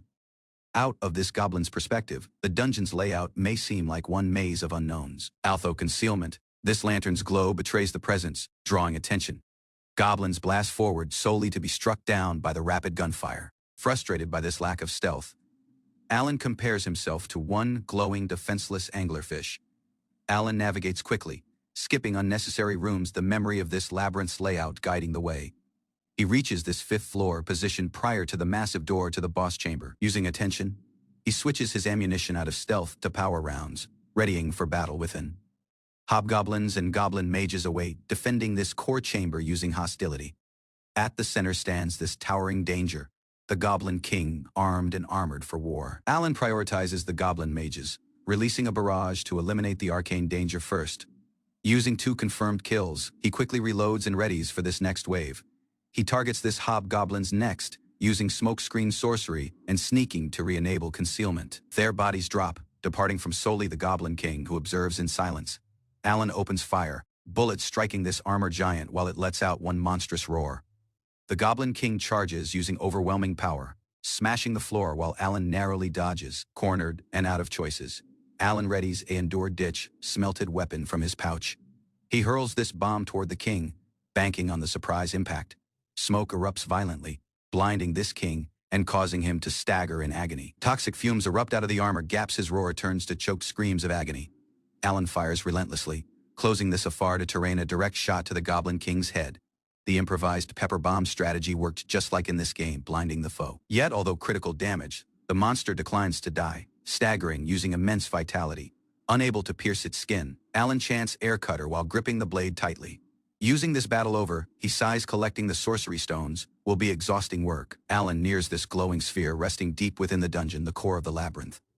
Legends say that destroying it will bring this entire dungeon to an end.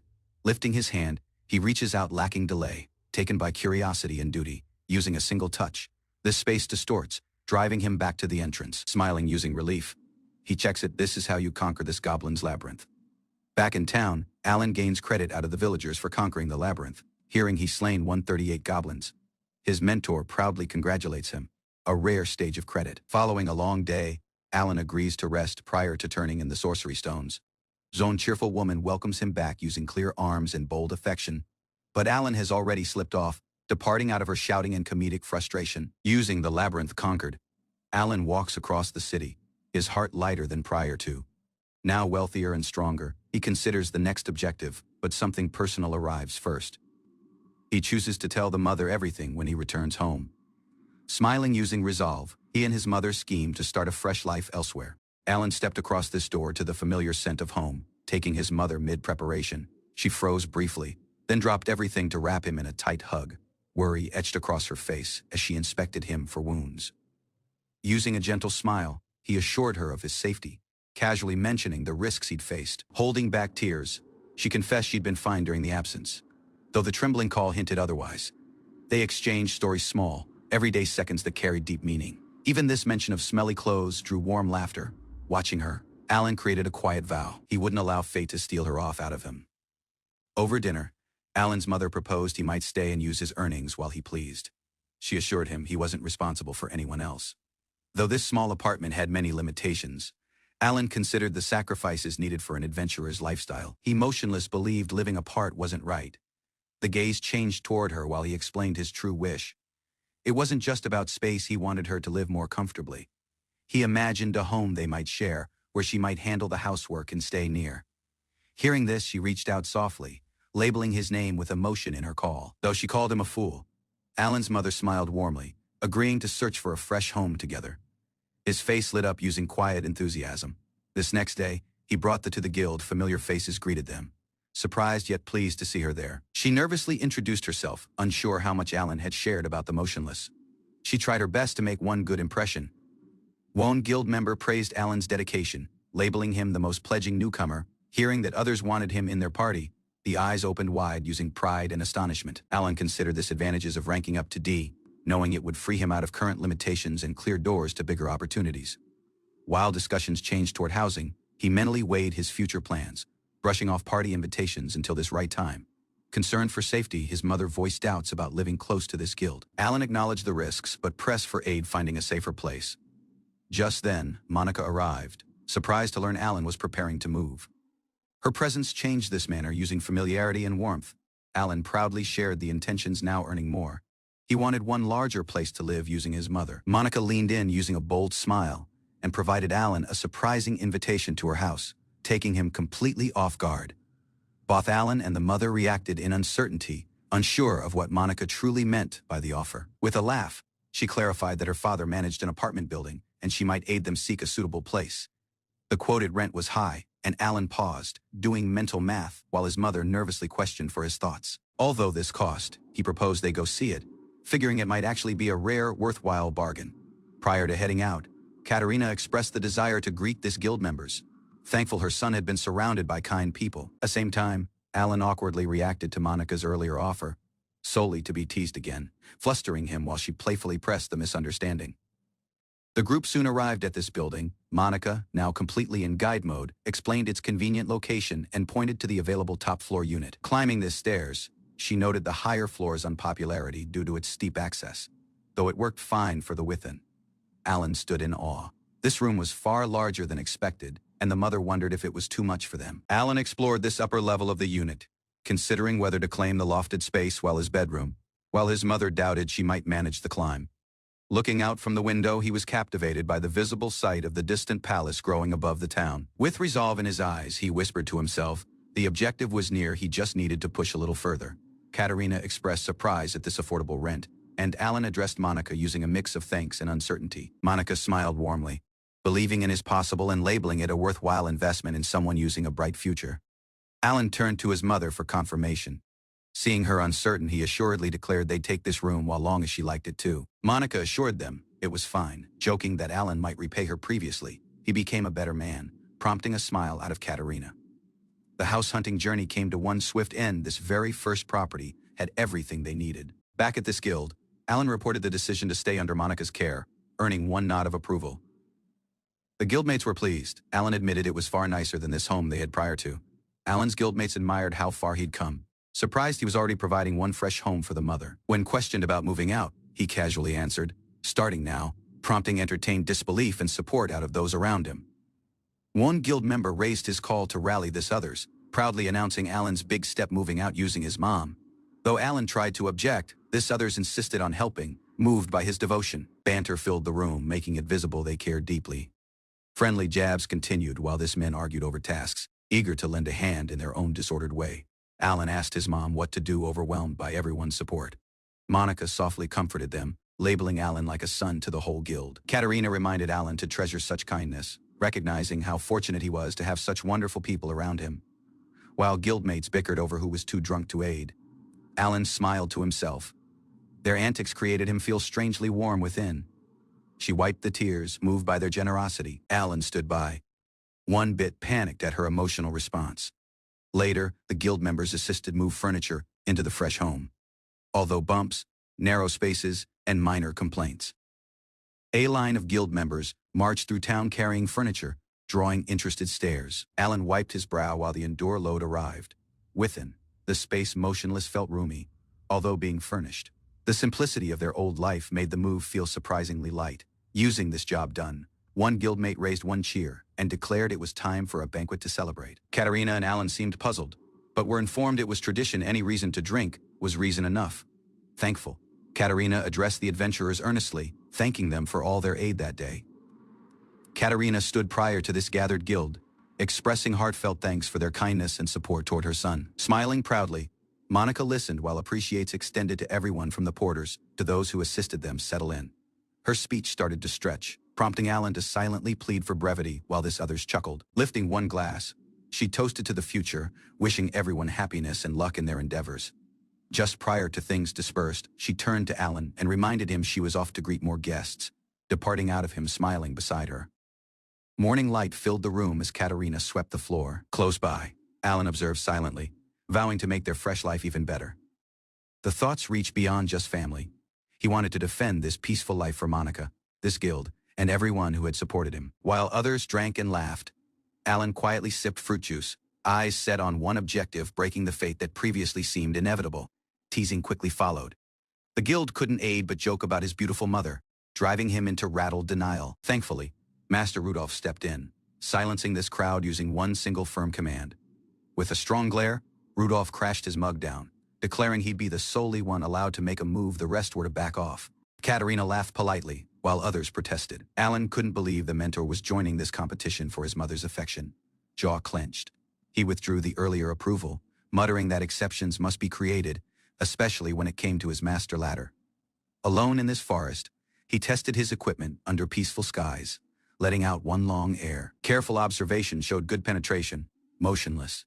He needed better rounds for this scheme he had in mind.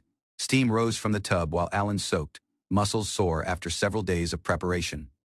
Close by, 2 rifles leaned against the wall, one full size. The other compact. He'd smelted FMJ rounds for both. While he relaxed, one teasing call interrupted. Katerina joked about joining him, prompting a deadpan refusal. Soon following, a towering armored figure collapsed. Holes pierced across its helmet. This bullets had done their job. Foes never seemed to halt. But this dungeon made for perfect grinding. He kept moving through, week after week.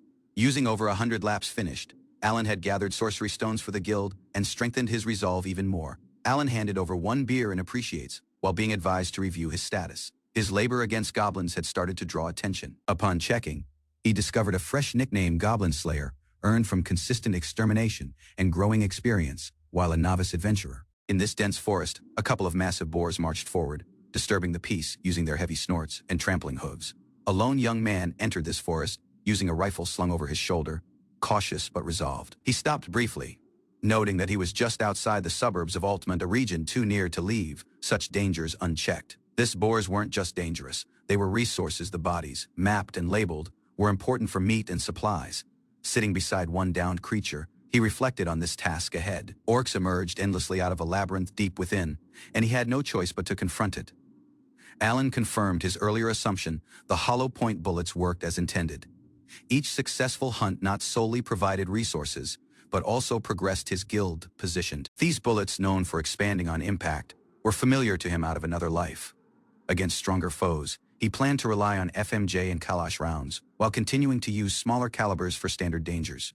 He studied each type's role using care. While night fell, Alan reviewed his results. Tomorrow he would enter this great labyrinth completely prepared. Prior to resting, he enjoyed one rich dish of braised orc shank, savoring both victory and this spoils of his strategy. Alan gave appreciates, but remained cautious about unfamiliar food. Fresh worlds often carried unseen risks, even in the cuisine. Surprisingly, this orc meat exceeded expectations. Though rougher than pork, its flavor and texture held depth, especially around the skin and bones. The taking morning, Alan gazed at the sky above the settlement. Thoughts of home emerged. He hoped to share this place with his mother one day. Within this labyrinth, he advanced using concealment tactics. Mid-bosses guarded each floor, but the methods proved effective. After battle, Alan harvested what he might. With restricted space, he prioritized collecting sorcery stones, already used to the routine of survival.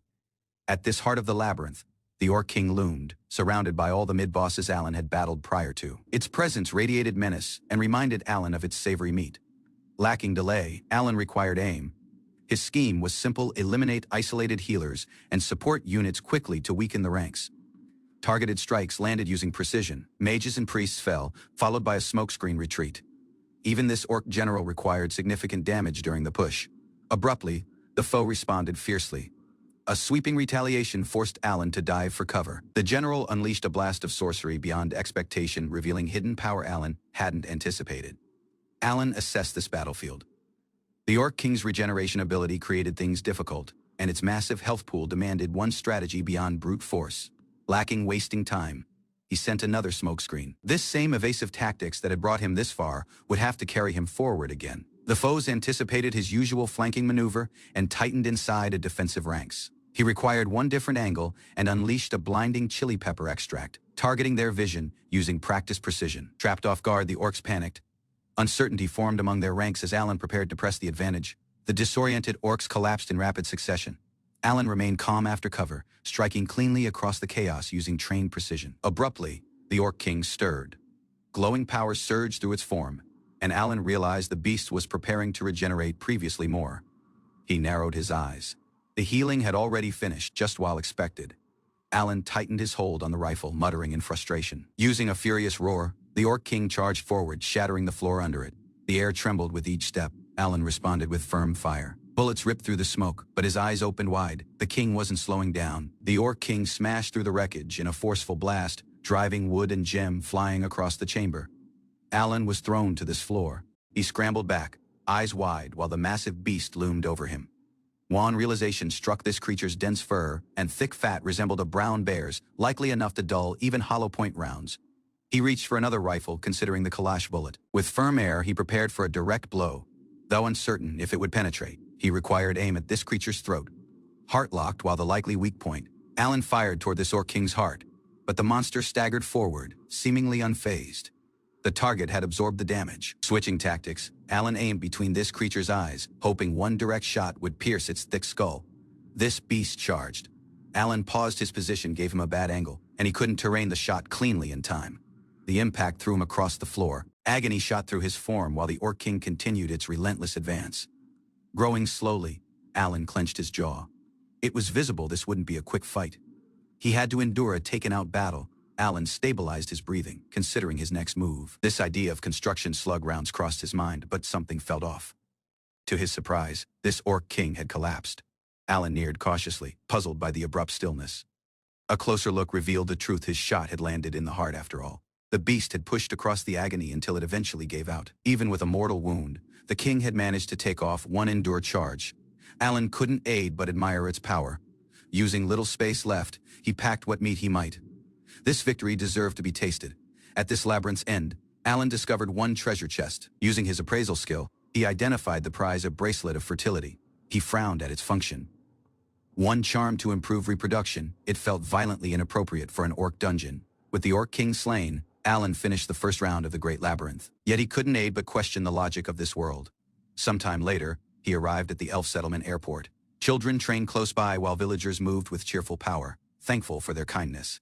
Alan started returning regularly, taken by their hospitality and the high-quality honey they sold. This village's playground had transformed inside an archery training earth, but no one seemed to mind. Children practiced enthusiastically, motionless. Alan knew not everyone was pleased. Sherry, this elf princess, voiced her annoyance about cutting down woods for infrastructure. Although the chaos, Alan reflected on a milestone. He had eventually turned 13. The stage moved silently amid the shouting. His labor had paid off. He earned the Orc Slayer achievement, growing to rank D and level 23, a respectable growth out of repeated dungeon runs. Back at this airstrip, the Elven Queen greeted him kindly. While usual, the honey he requested was prepared, and the villagers supported him warmly. As Alan expressed his thanks, the villagers reminded him of his role in rescuing them. Their warmth left little room for formal appreciates. Even when this Elf Queen provided to waive the payment, Alan insisted on fair trade. With his level growing more slowly, now Alan determined it was time to face more difficult labyrinths. Rumors of a fresh challenge had reached him. He announced his destination, this labyrinth of the Air Mountain. The journey would trial all his skills. There, one Blizzard Phoenix awaited, stronger than any foe he'd faced. It marked this beginning of a truly dangerous stage in the adventure. This Elf Queen questioned if his destination was dangerous. Alan gave a reassuring nod, pledging not to overexert himself. He showed her the amulet she previously gifted him. She smiled warmly, moved that he motionless wore it. With genuine words, she wished Alan luck and trusted the charm would keep him unharmed. Alan responded with quiet resolve. Just then, one panic call rang out. Alan was smacked by an overeager greeting, trapped completely off guard. A small fairy lamented she couldn't join his journey due to a contract. Although her antics, Alan was secretly thankful for the affair. At this Zeven Adventurers Guild, a young boy created an unusual request to enter the labyrinth of the Air Mountain alone. Introducing himself while Alan, a 13-year-old D-rank adventurer, he remained calm although their skepticism. His grave gaze showed quiet resolve before proceeding. The rules were outlined. Any unregistered entry or removal of items out of the labyrinth would be treated while a criminal process. Previously cleared, Alan accepted the notice to stay on the first floor and accepted the permit with thanks. Though surrounded by elite adventurers, this lone boy stood firm, aware of how others saw him, yet unfazed by doubt. Prior to him stood the towering labyrinth of the Air Mountain. Although it held solely 8 known levels, legend spoke of 30. Alan advanced using purpose, undeterred by its reputation. His scheme was visible: conquer each floor repeatedly until he entered the academy. Abruptly, giant vampire bats emerged from the shadows, wings slicing across the air while they dove toward him. Using swift reflexes, he raised his weapon and fired. These creatures fell instantly, their danger neutralized by overwhelming force. His gun, one sorcery replica of this Saiga 12 shotgun, delivered power unmatched by conventional means crafted for battles like this. Blown off by this results, Alan admired the sheer destructive power of the shotgun. The sight wasn't elegant, but it was effective. Using Saiga in hand, he advanced effortlessly through the labyrinth, surpassing veteran adventurers and stretching level 28 lacking pause. The floating islets presented an arcane puzzle, hitting small targets with air sorcery to teleport forward. However, the process mattered. A single mistake would send him to the entrance or into the abyss, using success resolved by chance. As soaring foes attacked from above, Alan held his earth, depending on both his weapon and prior knowledge to survive. Rather than follow the main course, Alan chose a hidden route, stepping off path to seek something others might miss. He recalled that a secret room might be found beneath this islet, accessible by navigating its side correctly in-game. Using each step, Alan charged his special ability, Smelt, preparing to forge or improve equipment, using accumulated power. Within the chamber, he discovered a rare treasure: 2 substitute rings, capable of reviving the wearer previously following death. Knowing their in-game roles, Alan required both, lacking delay, planning to equip one immediately and save the other for later position before the last door. Alan prepared himself. Using a substitute ring equipped, he had no reason to stall any longer. Within this dark chamber, he faced the Endure Guardian of the Labyrinth, a towering figure waiting in silence. The foe revealed itself while the Blizzard Phoenix, a mighty creature of ice and flight. Lacking notice, the beast sent its assault, driving freezing winds and glittering feathers crashing forward.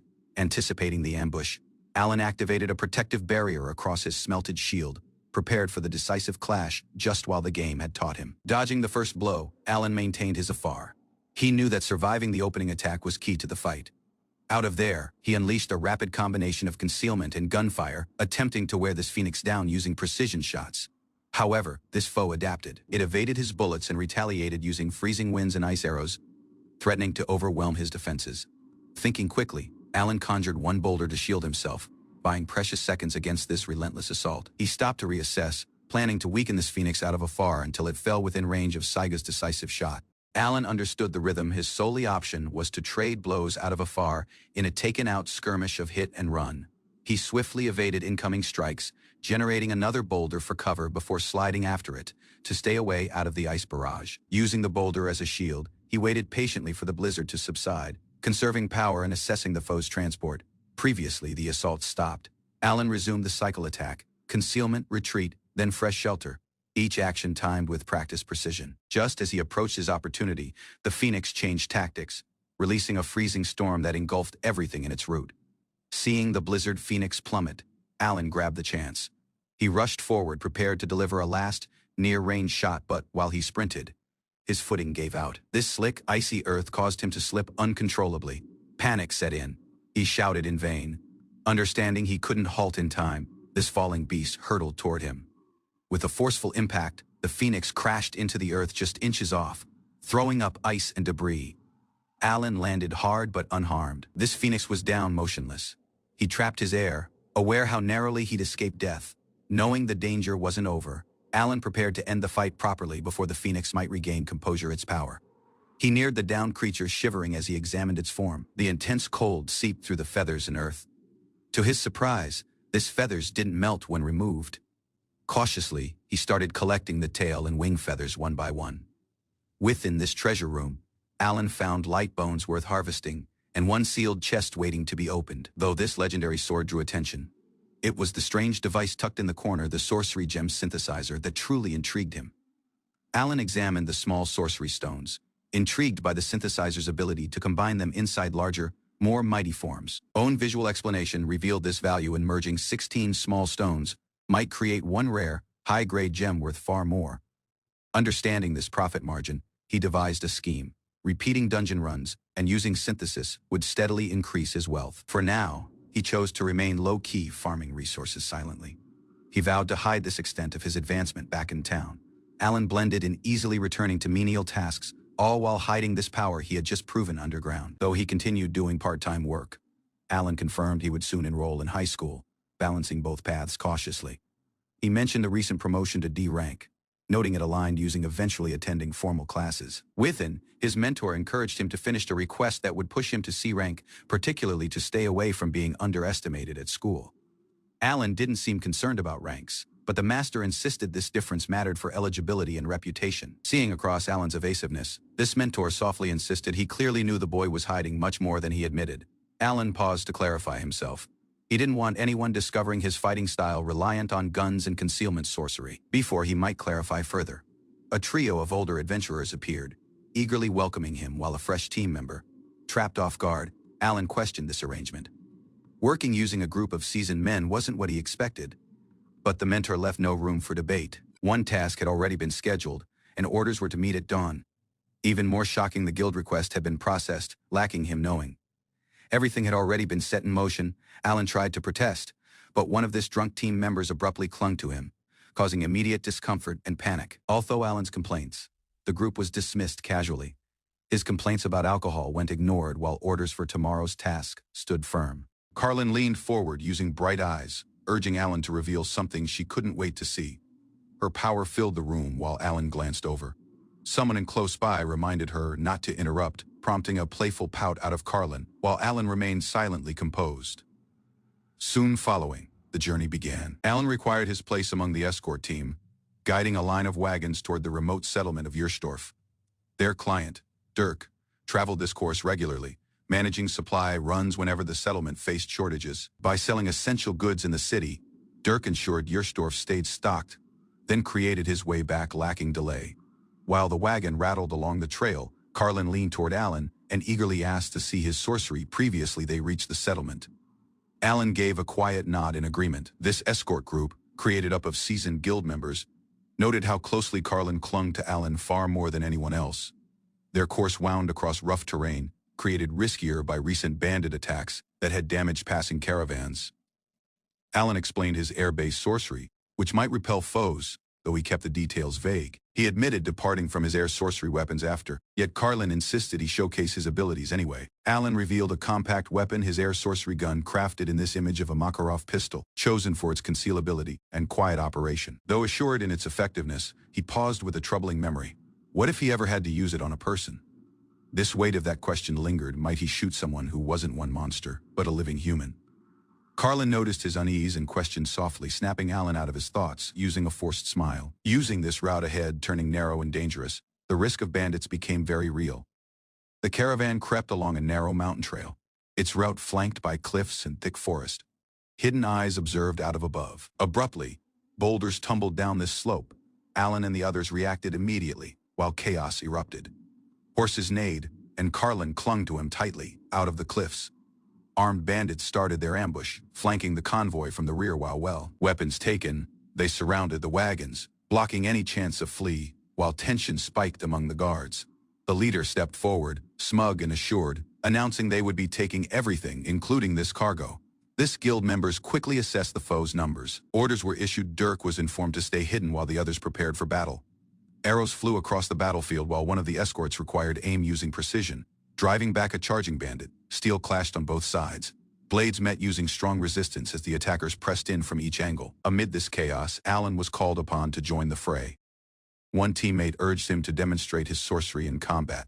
Delay struck him. These weren't monsters, but people. This decision weighed heavily on the conscience. Seeing an attacker blast at his ally, Alan reacted instinctively. He shouted the incantation's name and unleashed his aircutter's sorcery. The incoming bandit was knocked back mid-charge, his blade dropping while the slicing air struck him using force.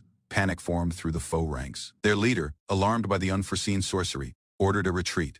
While the bandits started to flee, one of the escorts urged Alan not to let them flee. Torn between restraint and duty, Alan paused. This command to kill clashed, using his conscience. Battle finished using the bandits fleeing. Alan stood in silence, watching them disappear into the afar, conflicted. This rear guards confirmed the region was secure. The attackers had numbered more than expected, but the danger was temporarily over. Alan's teammates regrouped. One of them questioned about this foe's hideout, but none had found it. Their numbers had clearly grown. Frustration boiled over. Jared confronted Alan, scolding him for holding back, when lethal force might have finished it more decisively. Yet another call chimed in, urging caution. Killing people, even foes, wasn't always the right route. Brutal consequences were laid bare. Survivors of raids often faced death, slavery, or worse. Sparing foes risked future violence. One escort gave harsh advice. Killing wasn't just acceptable, it was expected. Mercy, he warned, had no place on this road. Silently, the boy listened. Warnings echoed following him, pressing the weight of reality onto uncertain shoulders. Tasks resumed. Clearing wreckage and restoring order assisted shift attention from the grim lesson to immediate duty. Arrival at Yerstorf brought relief. Since that battle, no more bandits dared challenge them along this way. Shouts echoed through the settlement as children recognized the returning wagon. Word formed quickly supplies had arrived from the city. Locals rushed to aid unload crates. Cheerful greetings filled this air while hands moved briskly to support the effort. Enthusiasm swelled while fresh clothes were shown off. Some admired the styles. Others scolded the impromptu fashion display in public. Laughter followed one playful complaint. Someone teased Carlin for being just like this other countryside girl she was criticizing. Gifts and medicine were distributed using thanks. Amid the noise, Carlin chased after a yellow ribbon she claimed while hers. A quiet stage turned grave. Harsh words cut through. If leadership had been his, the task would have failed. Reason for that failure was already known: sparing lives. While noble wasn't one luxury on this battlefield, bandits, orcs, goblins, it created no difference. Next time, delay must be replaced using resolve. Before reflection might settle in, a familiar call interrupted. A promise about sorcery hadn't been neglected. More children gathered, eagerly chanting. Whatever weight lingered out of combat, the enthusiasm pushed it aside for now. Air sorcery delighted the children. Gusts spun through the air until dusk, laughter trailing while parents called them home. Later, tables filled under lamplight. Locals gathered for one feast, lifting cups in celebration of unharmed arrival. Thanks ran deep, but tradition played its part too. Hospitality toward outsiders wasn't just polite, it was expected. A quiet custom lingered under the water. In isolated places, newcomers were urged to aid preserve bloodlines. One bold invitation trapped him off guard. Blushing and rattled, he stammered through rejection, questioning the absurd circumstances. Morning brought groggy greetings. Companions, drained from more than battle, joked wearily while the settlement echoed using unforeseen sounds. Although the fatigue, children gathered previously again. Grins returned quickly, their bright eyes begging for another show. Abruptly, tension changed. A panicked call called out for the chief, haste replacing joy. Shouts grew louder. A name pierced across Carlin. Fear gripped this room while realization struck. Stillness broke, word hit like lightning. Carlin had vanished, abducted while no one noticed. Eyes opened wide, hearts dropped. Calm was over. News of Carlin's abduction spreads across this town, casting one heavy silence. Alan hears the report and freezes in disbelief. At home, he stares at this younger children, his chest tightening. He remembers the stage they left the wall to gather crops. Now certain that was when it happened.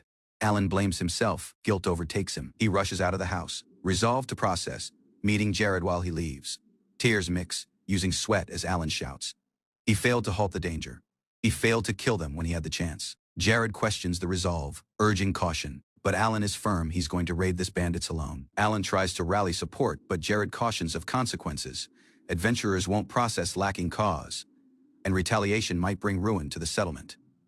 One shadowy figure emerges using a chilling claim. 3 children are now in his command, and their safety hangs by a thread. At this gate, the bandits make demands: surrender resources and people, or face slaughter and destruction. Any resistance would lead to immediate bloodshed. He voices regret, questioning Jared's choices. If action had been taken earlier, things might have been different. Jared considers grimly. This bandits acted smart, and even if delayed, their danger was inevitable. While others paused, one proposal emerged to raid the hideout and defend the settlement at previously. Although doubts, Alan gave a firm answer. Grim warnings followed. A single stage of delay might cost lives. Resolved eyes met the challenge with resolve. Recollections of a smiling face pushing him forward. Support arrived surprisingly. Adventurers who previously stood back now accepted the task, offering power for the battle ahead. One villager stepped forward, pleading for the sister's safety. Tears streamed down his face while desperation broke across. Under this moonlit sky, a quiet vow was created. No, regardless what, she would be saved. Questions about the bandits' location led them deep inside the forest. Based on the timeline, their hiding site had to be close by. Estimates placed the hideout just a few hours off on foot. Each stage counted as they moved under the cover of darkness.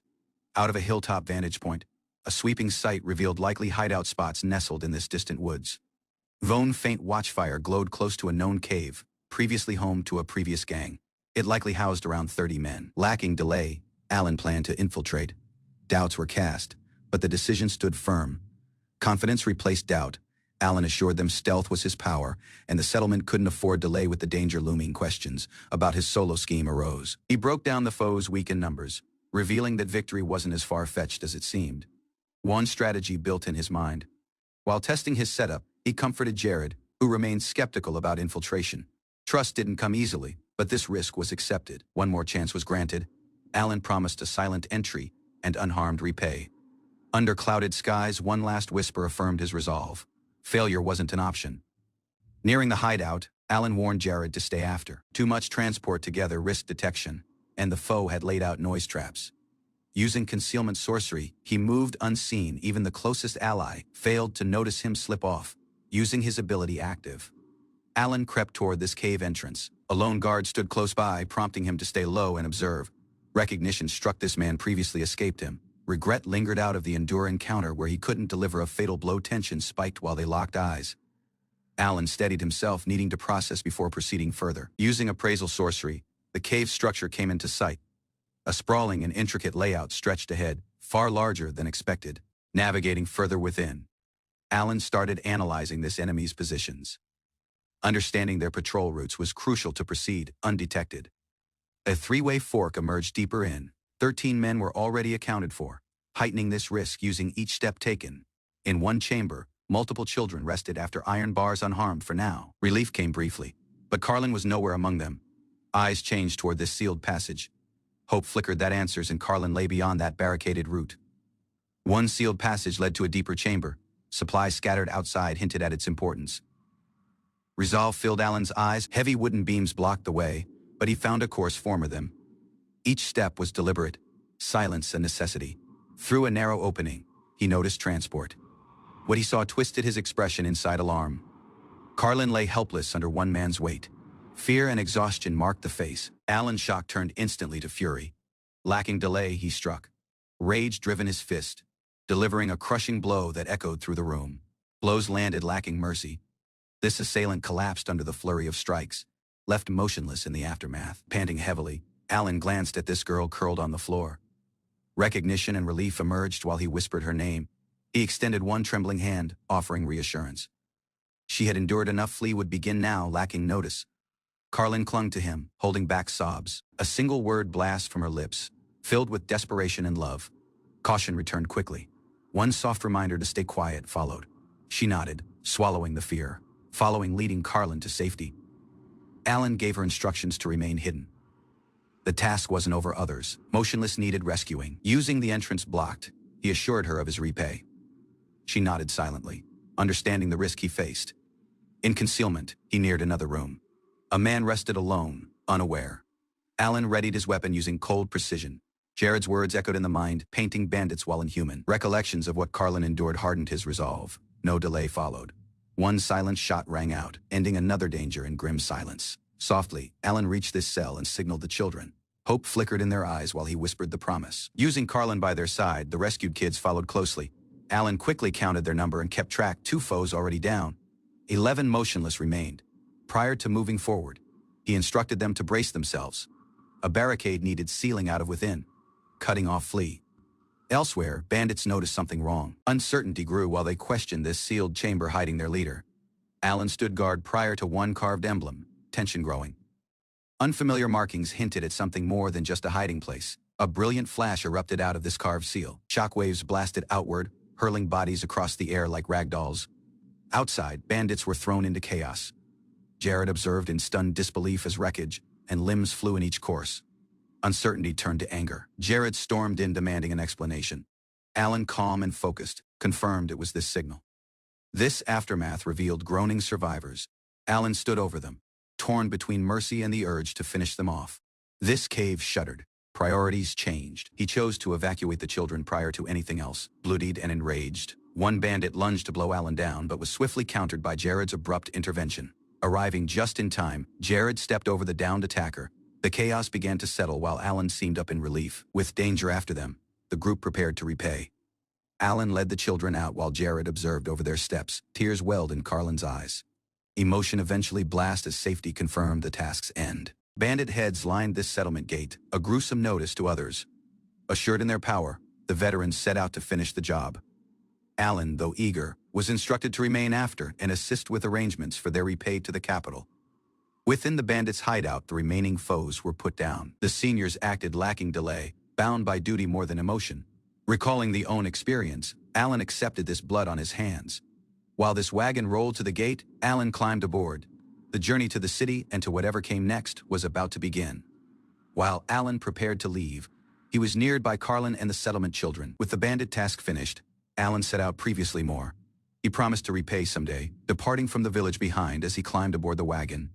By this age of 15, Alan had already achieved the rank of C-class adventurer, earning recognition while the youngest to do so. Before his departure, he shared a quiet stage with a near companion, receiving words of encouragement and a genuine wish for luck dressed in uniform and resolve. Alan stepped into a fresh chapter, prepared to face whatever awaited beyond the gates. Alan stepped onto the Imperial Academy grounds, his heart firm. Before him stood the grand campus of the Imperial High School, his fresh beginning. While he joined this incoming students in the grand auditorium, the staff announced that solely 39 had been accepted this term. Among them was Alan. Although hoping for Class B, Alan was assigned to Class 1 dominated by aristocrats. Knowing this rules, he understood that speaking out of turn, while a commoner might cause problems. Surrounded by nobility, Alan maintained his afar until a noble girl named Anastasia walked in, turning each head in the room. Among this noble students, one figure stood out. Anastasia's elegance and commanding presence captivated Alan more than the grandeur of the school itself. He couldn't be sure, but it felt like she glanced in his course. Around her were other elite students: Oscar, this refined heir of Wilmot, and Marcus, one brilliant scholar. More prestigious names filled the room: Leonardo, son of the Imperial Guard commander, and Claude, an imperial prince gifted with holy power. This nobles quickly noticed Alan. Their remarks created light of his commoner status, but he responded quietly, unfazed by their mockery. While another mighty student entered the hall, Alan's attention changed. The arrival of Crown Prince Karl Heinz drew each eye. His assured stride and noble aura made it visible why others viewed him with awe.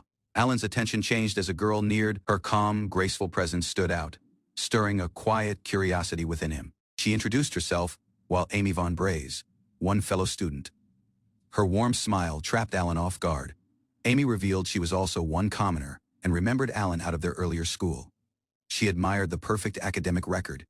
Choosing a seat beside him, Amy invited conversation. Alan, surprised yet thankful, agreed to talk until this ceremony started. Alan reflected on the entrance ceremony, understanding how distracted he'd been. This stage was meant for Amy, the heroine of the tale.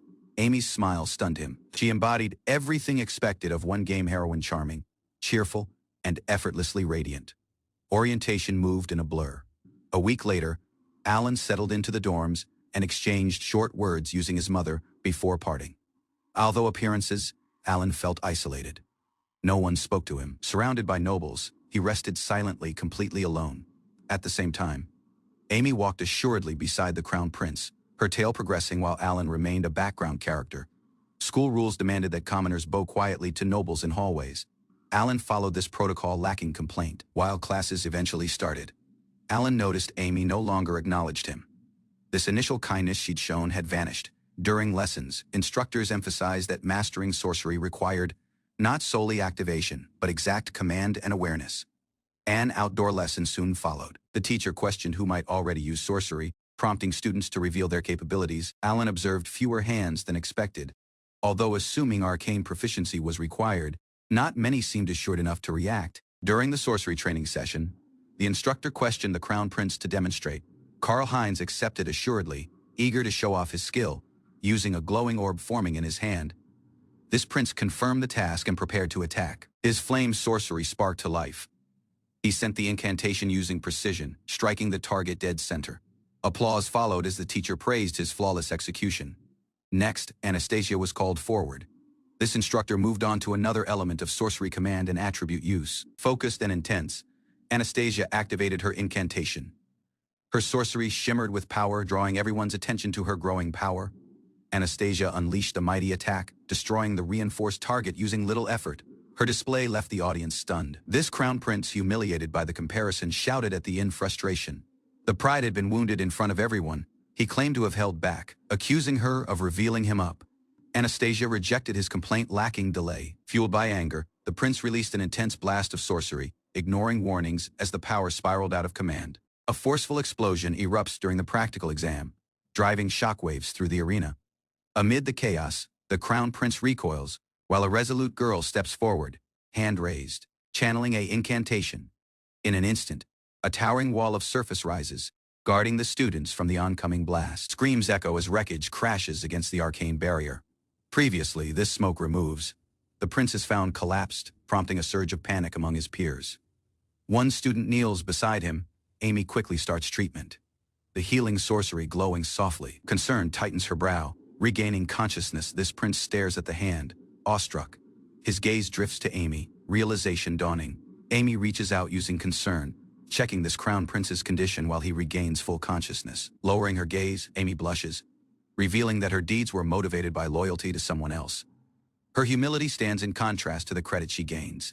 At the same time, others reflect on the outcome, thankful that the prince suffered solely minor wounds. Quiet speculation starts had Amy truly altered the original course of events. Time passes, and this relationship between Amy and the prince visibly strengthens. The closeness deepens, yet jealousy festers. Whispers of the origins turn cruel, and Amy starts to face targeted bullying. Anastasia reappears at this academy, accompanied by girls previously believed to have vanished following civil unrest. Their presence draws immediate attention. Confronting one group of students, Anastasia reprimands them harshly for gossiping, reminding them of their duties while nobles. Her stern manner silences them. At this same time, Amy silently notices the shift in atmosphere. Feeling isolated, she wonders why her peers have started avoiding her. After closed doors, rumors formed further. Some accuse Amy of manipulating others through charm to gain kindness with the prince and others. Observing the circumstances, one student considers on how different Amy feels from the version he knew in the initial game. Amy silently endures her loneliness, reflecting on her position previously a commoner, now thrown inside aristocratic society, targeted by bullies and suspicion. Within this academy, factions have clearly built. Anastasia leads one, the crown prince the other.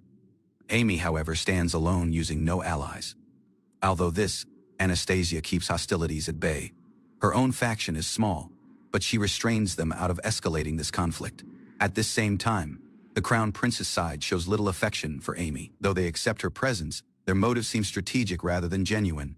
Even while others conspire to remove Anastasia, this crown prince remains fixated on Amy, ignoring the own fiancée entirely. Alan considers under this shower, troubled by the prince's unchecked power and the corrupt nobility that surrounds him.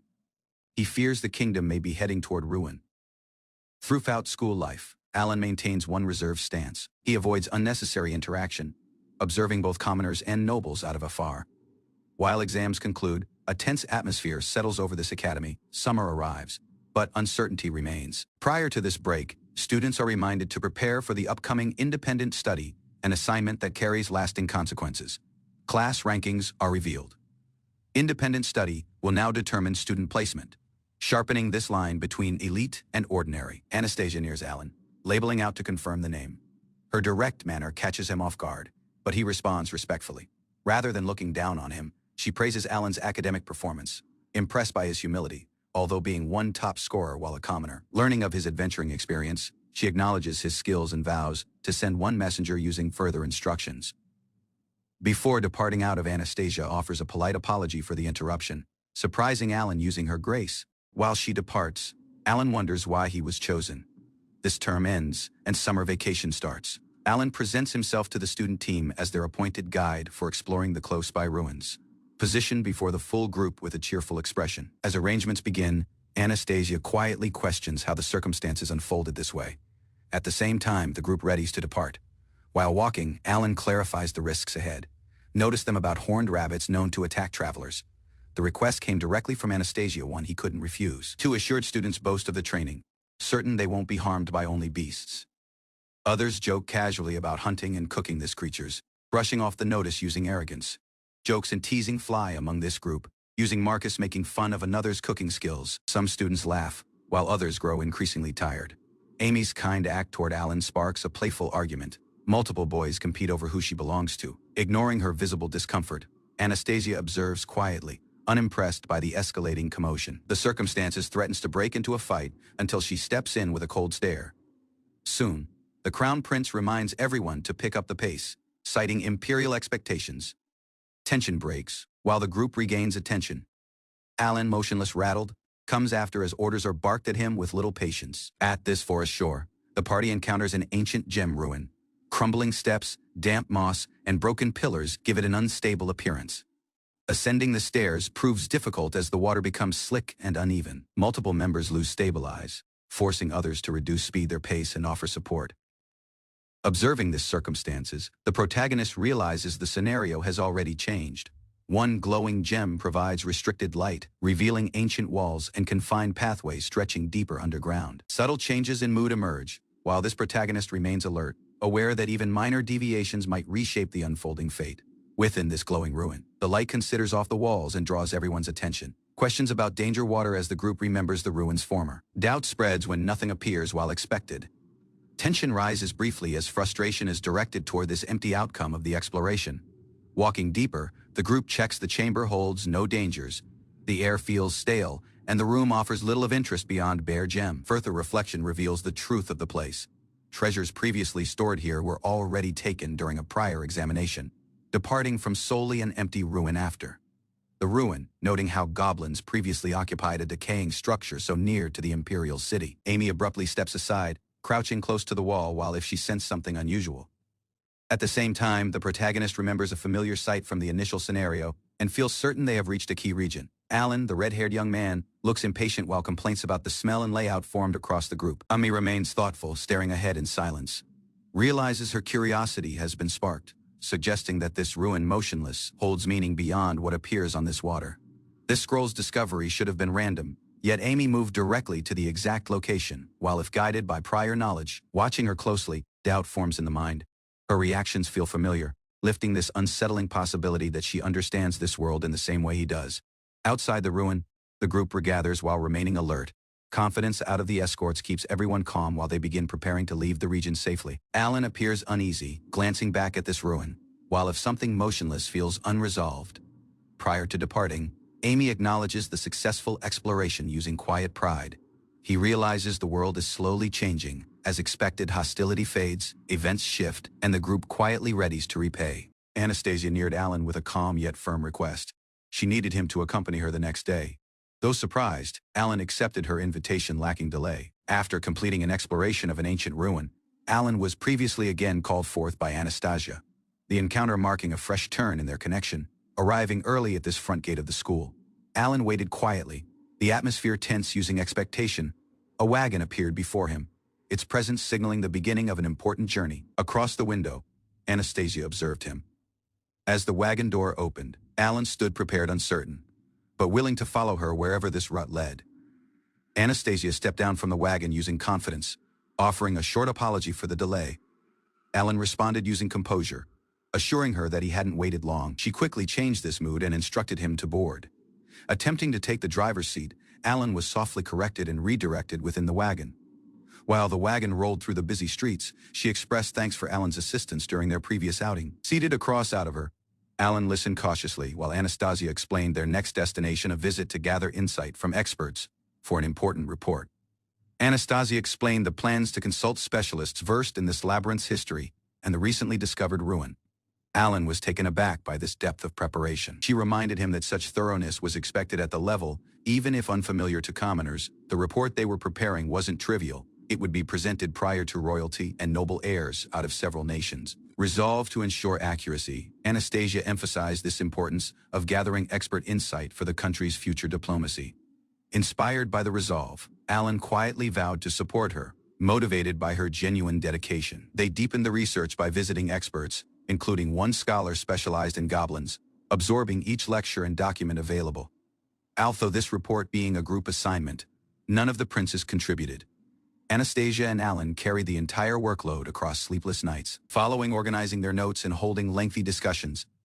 The two eventually finished the comprehensive report.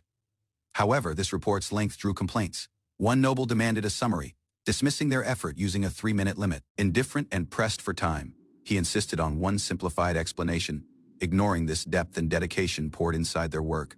Alan admitted that reading dense reports on this site was inconvenient, offering one casual excuse to delay deeper engagement. Anastasia, visibly displeased, reminded him they were equals, not subordinates. The dismissive manner didn't go unnoticed. Although the tension, Alan delivered a simplified version of the report, cautiously highlighting its key findings in a way the prince might easily digest. The crown prince gave a short compliment before walking off, departing from Alan in silent reflection. Though frustrated, Anastasia apologized for this prince's attitude, asking Alan to stay patient in the face of arrogance. A shadow moved over her expression, distant, resigned. It struck Alan like a blow. She seemed, while though she'd given up entirely, that stage revealed more than words. She seemed like someone who had accepted her role while one tool in a political game bound by duty. News of this report's quality formed quickly, earning approval out of teachers and officials alike. While credit poured onto the prince, Alan was labeled while an idle bystander. Although doing most of the work staring out this window, Alan muttered a scheme previously winter came. He'd end this charade himself. As summer faded, the crisp air of autumn settled in. Time moved forward, bringing change neither might stay away from. Posters for the cultural festival appeared. Students buzzed using enthusiasm, chatting about booths and group projects in each corner. Participation was mandatory. While Alan had the own scheme, he also maintained an eye on certain people, expecting something to go wrong. Anastasia neared, using an offer to assist her again. But Alan had already submitted the entry. Though surprised, she smiled and wished him well. Her call was warm, but something following her eyes remained distant, no longer obligated to join any group. Alan chose to keep his afar until the stage he needed to process arrived. Hidden by a concealment incantation, he silently observed the arrangements. Amy smoothly required charge while others followed her lead. While feared, Anastasia stood isolated, ignored as this group favored Amy's suggestions and presence. Rather of being treated while a partner, she was asked to serve tea. Her talents overlooked, her call dismissed. Amy's manner was patronizing. The smile smug, she assumed Anastasia had nothing better to do than serve those who excluded her. While Anastasia remained following, the others, including Amy and the prince, strolled off to enjoy tea in the yard. Left alone, she insisted she'd drink this tea herself. The dismissal didn't go unnoticed, but she endured it in silence. Amy returned, questioning her presence with a sharp smile. Her manner proposed Anastasia's labor were meaningless. Using one smug expression, Amy mocked the composure and warned that Carl would grow tired of her cold demeanor. She claimed this nation too, longed for one more graceful queen, someone charming, agreeable, and nothing like Anastasia. Amy leaned closer, using one mocking smile, urging Anastasia to smile, pretending concern while ridiculing her dignity. After the facade, tension thickened. Amy's words stung, and Alan, watching from afar, recognized how the circumstances had veered off the initial game's route. One reminder of hierarchy was quickly thrown at Anastasia. Fellow students used social rank to silence the rejecting this idea of equality. She countered, pointing out Amy's hypocrisy. Her deeds using Carl weren't innocent either. This confrontation escalated. When insults turned personal, Anastasia rose. Alan rushed in, unable to stay silent any longer. Prince Carl blasted in, siding with Amy, lacking delay. He scolded Anastasia, claiming she had no right to challenge Amy. Using finality, he finished the discussion and dismissed her. No room for argument. His decision was created. Left after, Anastasia silently gathered documents and resources. No words of protest escaped her lips. In this corridor, Amy confronted her using a venomous smirk, mocking her loss. The engagement, the prince, everything now out of touch. While she walked off, Amy's parting words struck deep. Serves you right. It wasn't victory. It was cruelty. Abrupt slap echoed in the hallway. Anastasia's face stung, using shock, while Amy stepped back, satisfied with the blow. Prior to this tension escalated further, Alan appeared using light sarcasm. He cut in pretending not to notice the hostility. Ignoring the sting, Anastasia turned to Amy. Her call firm, she reminded her rival of the prince's status and the responsibility that came using it. She spoke using conviction. Amy's conduct disrespected nobility. Alan backed the up, eyes sharp with silent judgment. Left stunned, Amy muttered in disbelief. One background: nobody had just undermined the command and she couldn't understand how. Alan realized this incident's timing had changed. The slap, previously one key turning point in the game's collapse, had been avoided. Although the experience, this shift was unfamiliar. Even in extra mode, this wasn't expected. He confirmed Amy was another reincarnator. Her deeds might lead to the city's downfall. He resolved to halt her. Amy introduced herself using pride, claiming this title of the world's chosen heroine. Life had not always been so grand. After a harsh accident left her unconscious, recollections out of another world began flooding back inside her mind. She soon recognized her surroundings, one perfect replica of this Otomi game she previously adored. In the former life, Amy had been one lonely girl, neglected by classmates and consumed by fantasy. A fatal accident had finished that bleak reality. Now, she saw this fresh world while a gift, a reset. Reborn within this game's narrative, Amy embraced her second chance as the true heroine. Amy and the mother were welcomed inside this Braze Baron household. The truth of her bloodline emerged. She was the Baron's illegitimate daughter. Overcome with enthusiasm, Amy believed her future was secured. Lavish gowns, a palace life, and attention from charming suitors felt within touch. Resolved to follow the game's romance route, she entered high school using high expectations. News formed quickly. Commoners had ranked at this top of the entrance exams. Nobles grew suspicious and requested background investigations. Alan, this second-place student, had endured poverty and hardship. At the same time, Amy, now third, was noted for the healing gift and noble connection. Suspicion grew among this nobles regarding Alan's background. Although being one commoner, he had achieved unusually high exam scores and attracted attention. The possibility of foreign influence or political manipulation emerged. Rather than process hastily, the ducal family determined to observe him for now. During the entrance ceremony, fresh students started to take their seats. Formality filled the hall while the school year officially began. Alan's appearance raised quiet concern. Though unremarkable at first glance, his presence drew one calculating stare out of one of this nobles. Resolved to defend the prince, the girl grew wary. The seemingly harmless student might not be ordinary following all. Some students recognized Alan out of this commoner's school. The academic brilliance had been known, though few expected to see him here. Amy neared him boldly, asking to sit beside him. While outwardly friendly, she quickly judged him too dull to be useful romantically. Entertained, she determined to keep him around as a minor helper. In her mind, Alan posed no danger, yet her attention soon changed elsewhere. This crowned prince stood beside Amy. Though the engagement was political, their closeness drew silent resentment out of another noble. Fearing disaster, this noble girl observed warily. If the prince remained under Amy's influence, the entire kingdom might be at risk.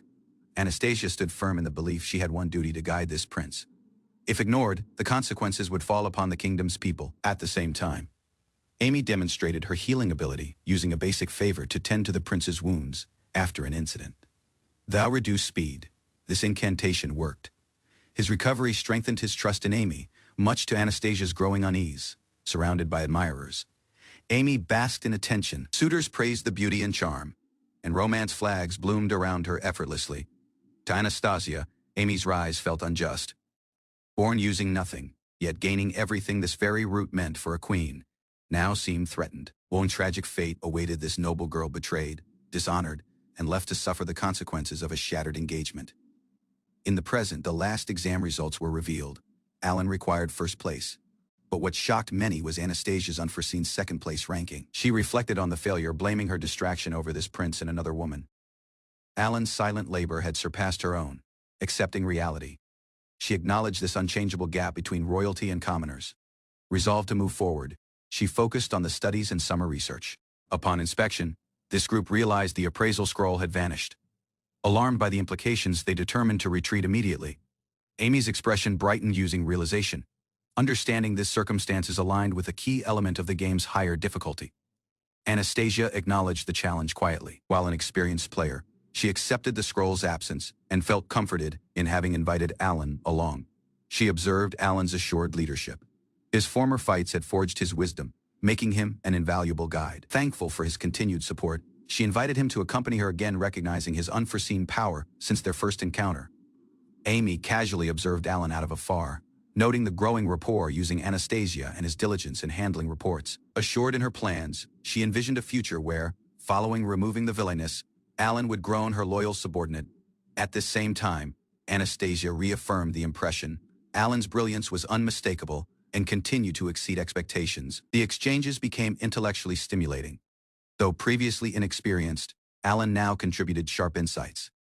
This advancement brought Anastasia genuine delight. Trapped smiling, she dismissed his concern using a quiet reassurance, concealing her stirring emotions under composed words.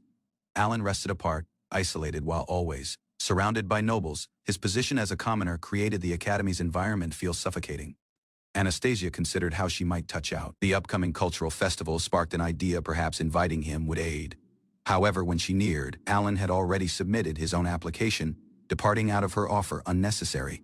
She acknowledged the outcome lacking protest, masking her surprise, following composed words and quiet acceptance. Though somewhat disappointed, she changed attention to the event itself, choosing rather to look forward to what the festival might bring.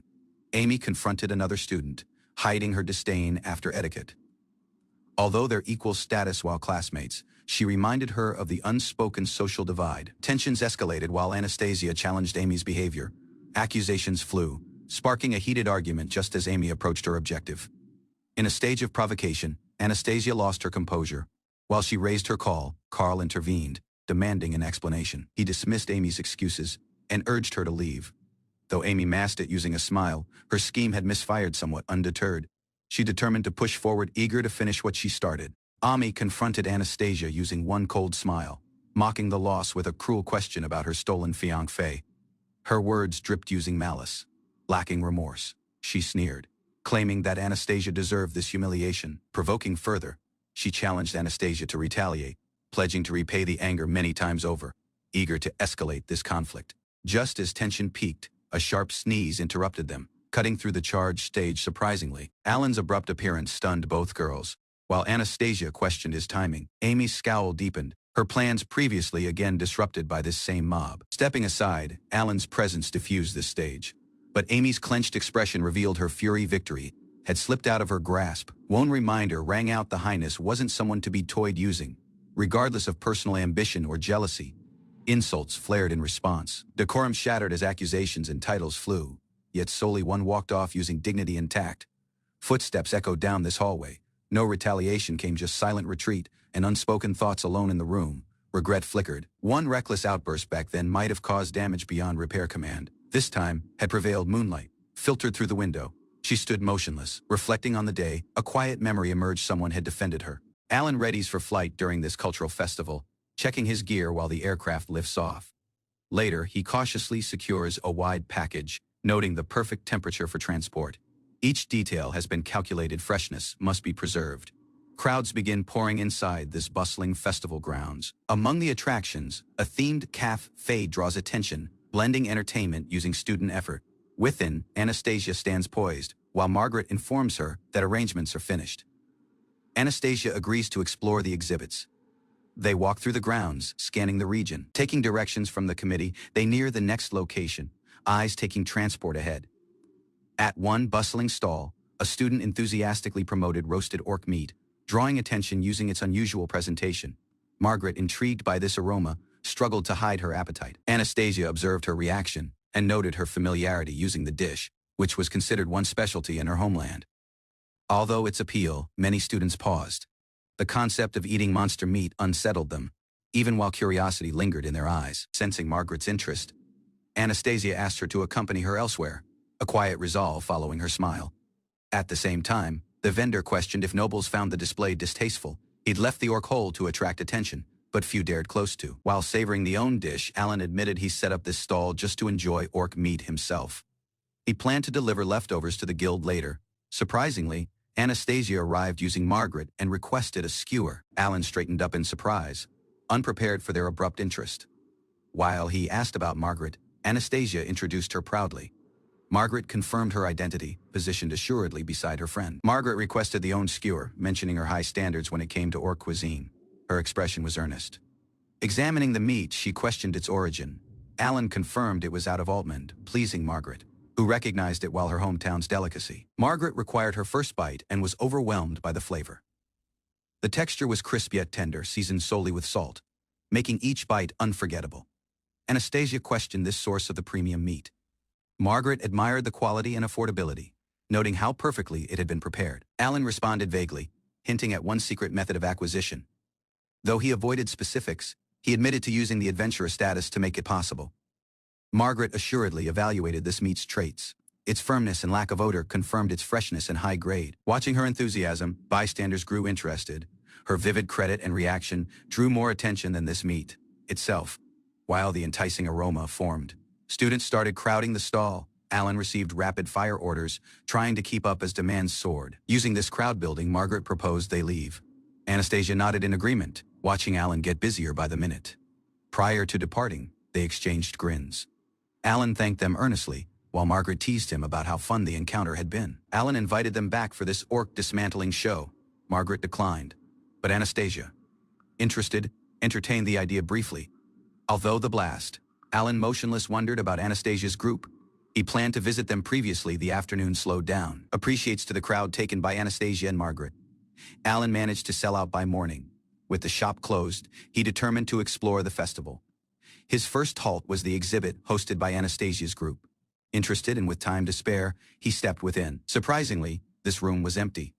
There was no receptionist, and the display stood unattended. He skimmed through the exhibition, which depicted a commoner's diet in the imperial city, an elaborate form labeled as typical meals. The descriptions painted an idealized sight: children fed well, meals rich using vegetables and meat. Alan quietly questioned its accuracy. Alan reviewed this remaining displays, noting the polished presentation of education and safety. While well-arranged, something about it felt disconnected out of reality. Close by, another exhibit trapped his attention, this one featuring embroidery. Intrigued, he stopped to explore it before returning. To the surprise, Margaret greeted him warmly at this entrance.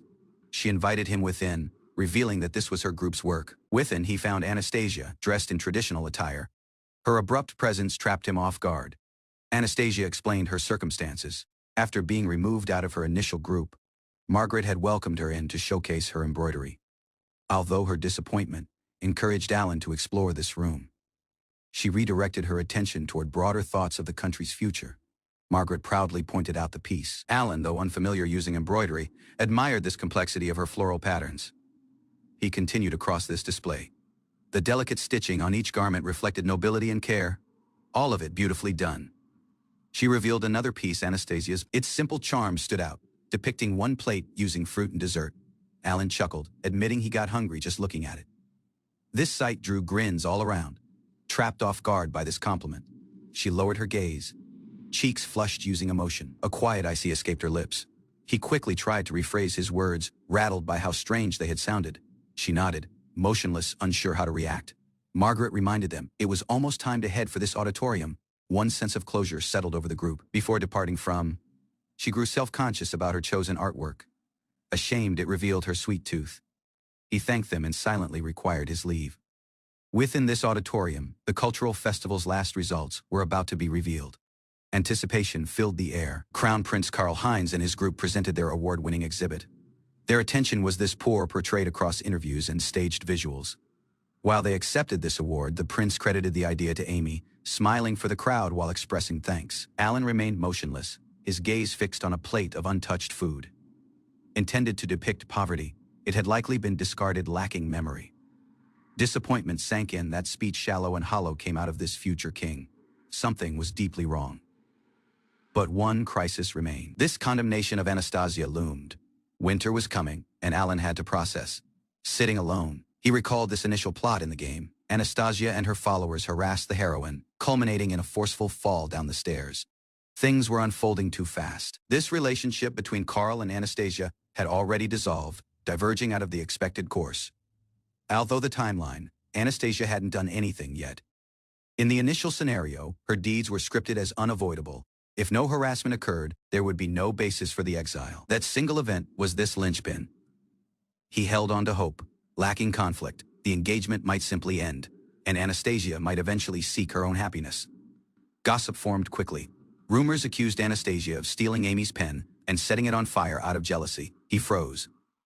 Had the event already started? Although all labor, fate seemed to be taking the initial script, confrontation erupted in this hallway. A crowd built while accusations were hurled, painting Amy as the innocent victim. Positioned firm, Anastasia denied this charges. She demanded proof, asserting neither she nor her allies ever acted maliciously. Although her defense, whispers intensified. Alan observed quietly, understanding just how deeply the narrative was sinking in.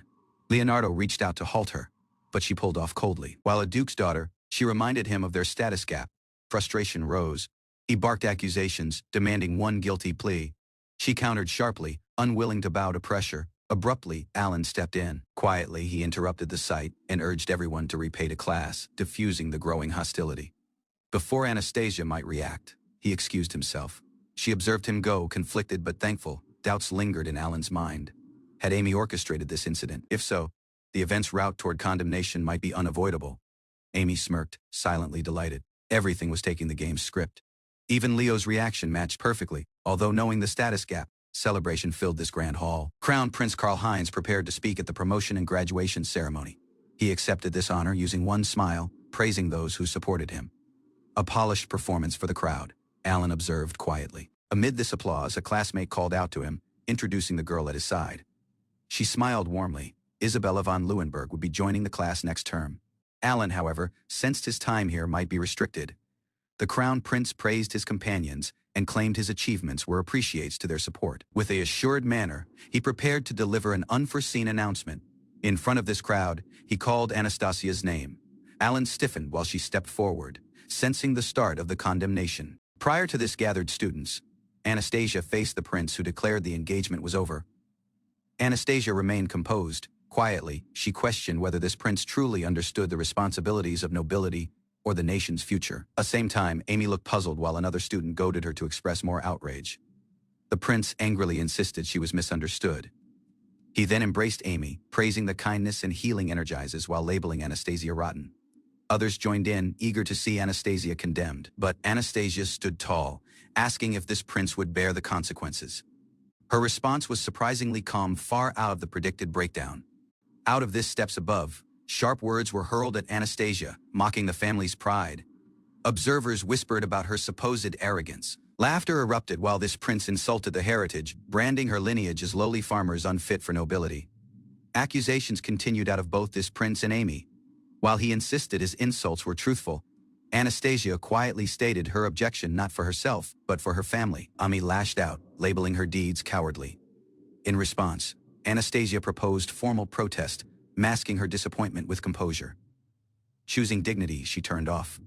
Although protests, she kept command. The last question challenged her resolve and hinted at a deeper decision. Anastasia explained quietly that the gloves were not to be used for petty disputes. Her manner remained firm but composed. Mocking words echoed across this hall. The prince ridiculed the family's honor, claiming even her father failed in lifting her. His arrogance stirred whispers from close-by nobles. Anastasia considered whether a duel was what he truly wanted, quietly considering her next step. She walked forward using unwavering resolve, ignoring Amy's jeers. The silence held more power than any insult thrown at her. Eventually, she cast the glove toward Amy's feet. The hall fell silent while the challenge was unmistakably created. Amy grinned using glee, convinced that Anastasia's defeat was certain. She saw the glove fall and misread the circumstances while a win, rather than retaliating using emotion. Anastasia quietly questioned this insults thrown at her, unfazed by the provocation. Uncertainty formed while a duel was announced. Some students suspected Amy of orchestrating the setup. Tension filled the room. Using a assured smile, the prince stepped in to fight on Amy's behalf, declaring it his duty to defend her. Anastasia challenged this hypocrisy. Though he claimed to defend Amy, it was visible who had initiated the duel. Support for Amy surged, using several students volunteering to represent her. Pressure mounted while Anastasia was asked if anyone would fight for her. Laughter erupted when no one stepped forward until Alan raised his hand. His visible call echoed while he volunteered to stand by her side. Descending the stairs in disbelief, she rushed to confront him. The idea of Alan challenging royalty left the shaken. Desperation broke across the composure. She pleaded for him to reconsider, believing he shouldn't involve himself in such dangerous matters. Using confidence, Alan urged her to accept, overwhelmed. She paused, then started to speak. Prior to she might take back her words, someone shouted that she had accepted. Regret flickered across her face while Alan confirmed it. Surprised, this prince failed to recognize him. Alan quietly reminded him they were classmates who had previously shared conversations pressed for terms. Alan requested one formal apology and retraction of insults aimed at this Ramslet family. She supported the demand. Those who sided using Amy rejected Alan entirely. Each declared they wanted nothing to do with him or Anastasia. 5 opponents stood prepared, using no allies yet. Alan now faced this burden of finding 4 others or winning alone. Laughter erupted while Alan dismissed the challenge's rules. Rather than finding allies, he questioned to face all 5 opponents at previously. A bold smirk accompanied his challenge, suggesting that maybe this prince feared him. That jab quickly wiped the smile out of the prince's face. One of this nobles barked at danger. Another scoffed at Alan's lack of skills in combat and sorcery. Criticism rained from each side. Each opponent was called out, one for dangers, another for depending on status, and a third for academic failure. Although Anastasia's plea, Alan held his earth. No intention to flee, he stood prepared. Even if the odds were 5-1, tears welled in her eyes. Uncertainty required hold as she questioned why Alan would make things worse by provoking his foes further. From afar, Amy observed with disbelief. None of this matched the game's initial route. This was an unpredictable anomaly. Visions of one doomed former flashed across her mind. In that world, a powerless commoner died protecting a noble he cherished. Yet Alan didn't flinch. He demanded one decision out of this prince: accept the unfair terms, or back down. Reluctantly, the challenge was accepted. Using tension growing, Anastasia insisted on one condition: no one would die in this duel. No, regardless the outcome. Using one smile, Alan thanked her for this reminder. Some scoffed at the condition, but others reluctantly agreed, deeming it less messy. This prince called for a witness to oversee the duel. Out of the crowd, a volunteer raised his hand, prepared to take the role. One tall man stepped forward. Familiar to Alan, though his intentions were unclear, he formally provided to witness this duel. Time was set. With solely 30 minutes to prepare, Alan accepted, lacking protest, suspecting bias in each move. As the challengers stormed off, Alan remained calm. Even as others called after him, he silently comforted himself it was motionless, worth it. Alan's calm smile baffled everyone. While Anastasia and her allies urged him to reconsider, he simply responded using one quiet, good, concerned voices. Warned of this risks, they suspected the rules might be ignored if he were harmed, yet Alan remained composed. Tears welled in Anastasia's eyes while she begged him to withdraw. She couldn't bear to see someone using possible fall for her sake. He deflected this worry using one smile. Rumors of a young adventurer reached the group, and Alan revealed the truth. Was that adventurer, this goblin and orc slayer, survivor of countless battles far out of ordinary? Confidence shone on Alan's face. He comforted them using a calm goodbye, claiming victory was already certain. Her air trapped as he walked off. Doubt, awe, and fear stirred after her wide eyes. From the shadows, a girl observed. Uncertainty filled her thoughts. This sight wasn't part of the game she knew. Motionless, she clung to belief. Carl's victory was assured. Alan, in the eyes, remained one fool chasing affection. Regardless of outcome, she concluded one thing: Anastasia would suffer, either across defeat or by watching the protector fall. Amy observed with twisted delight, convinced the tale would kindness her. As the heroine, she believed fate itself was on her side. Gasps echoed when Alan stepped into sight. Equipped using solely a dagger, his entrance shocked the crowd, even as worried voices questioned his choice. He neared the arena assuredly and addressed the prince, lacking fear. Kneeling, he vowed to win, not for pride but for Anastasia. The sincerity left the speechless. The duel was officially declared using growing tension. Weapons were taken, the world prepared to watch a commoner defy expectations. While the duel began, Amy's ally charged recklessly. Alan, positioned calm and unarmed, slowly reached for his dagger using a quiet smile. In a flash, a massive explosion engulfed this ground. Spectators gasped, stunned by the abrupt, overwhelming power. A dense smoke screen bursts across this battlefield, while 3 students brace themselves.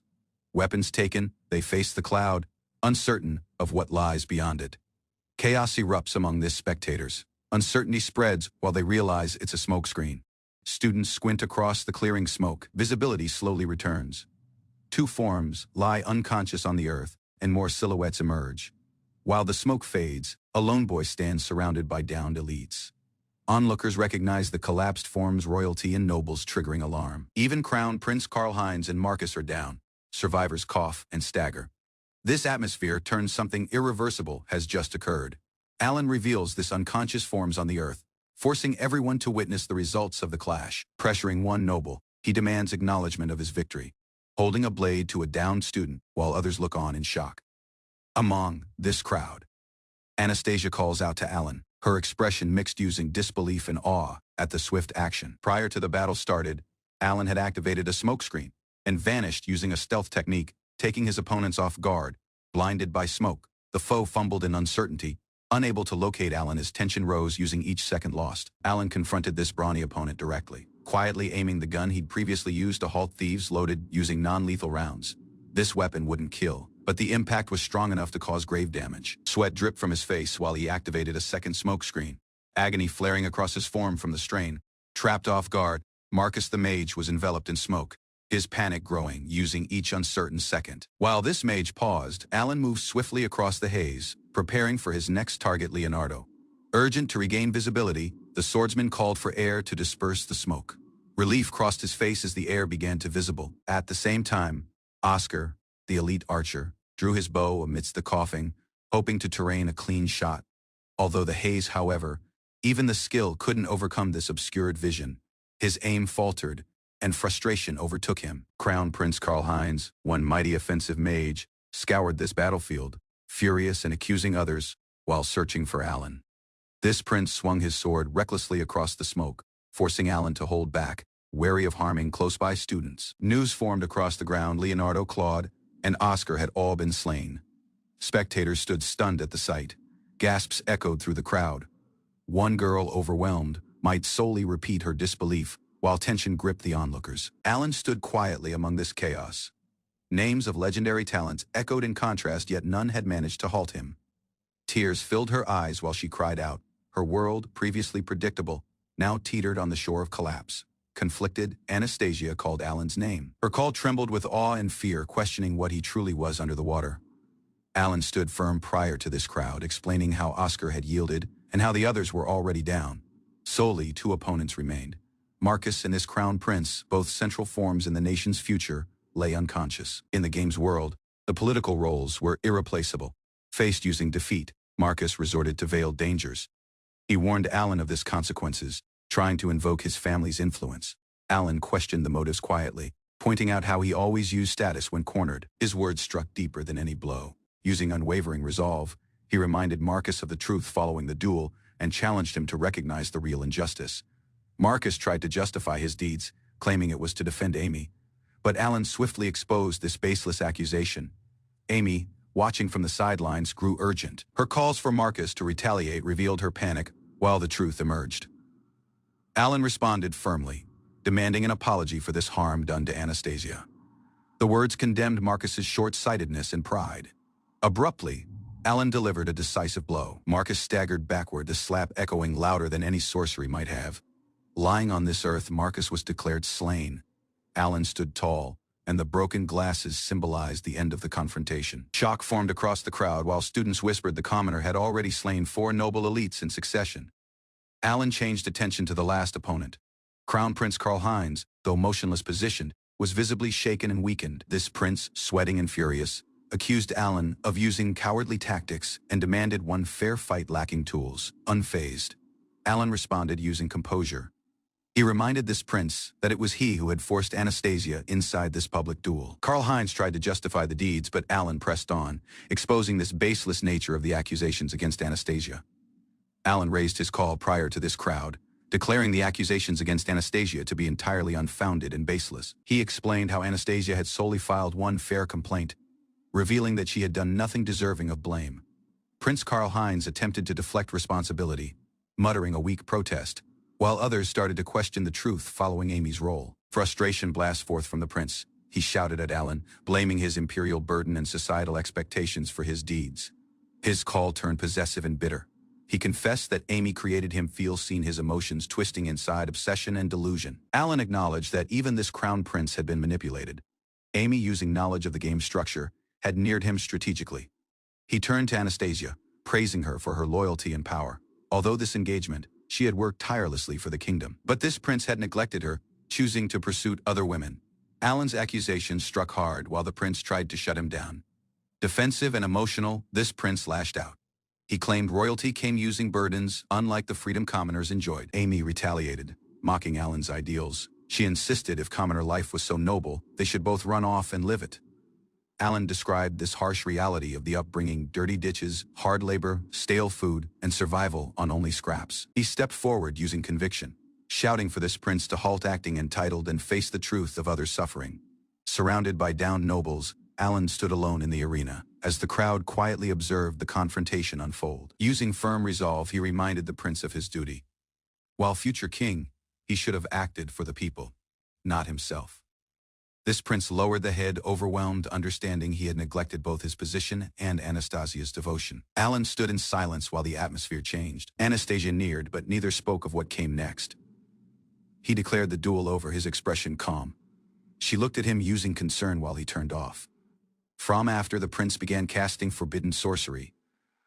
Anastasia recognized the incantation unstable and far too dangerous. Fueled by desperation, this prince unleashed the attack. Alan remained unaware while the glowing orbs surged toward him. With resolve in his eyes, Alan called forth a swirling mass of power, channeling each ounce of power he had.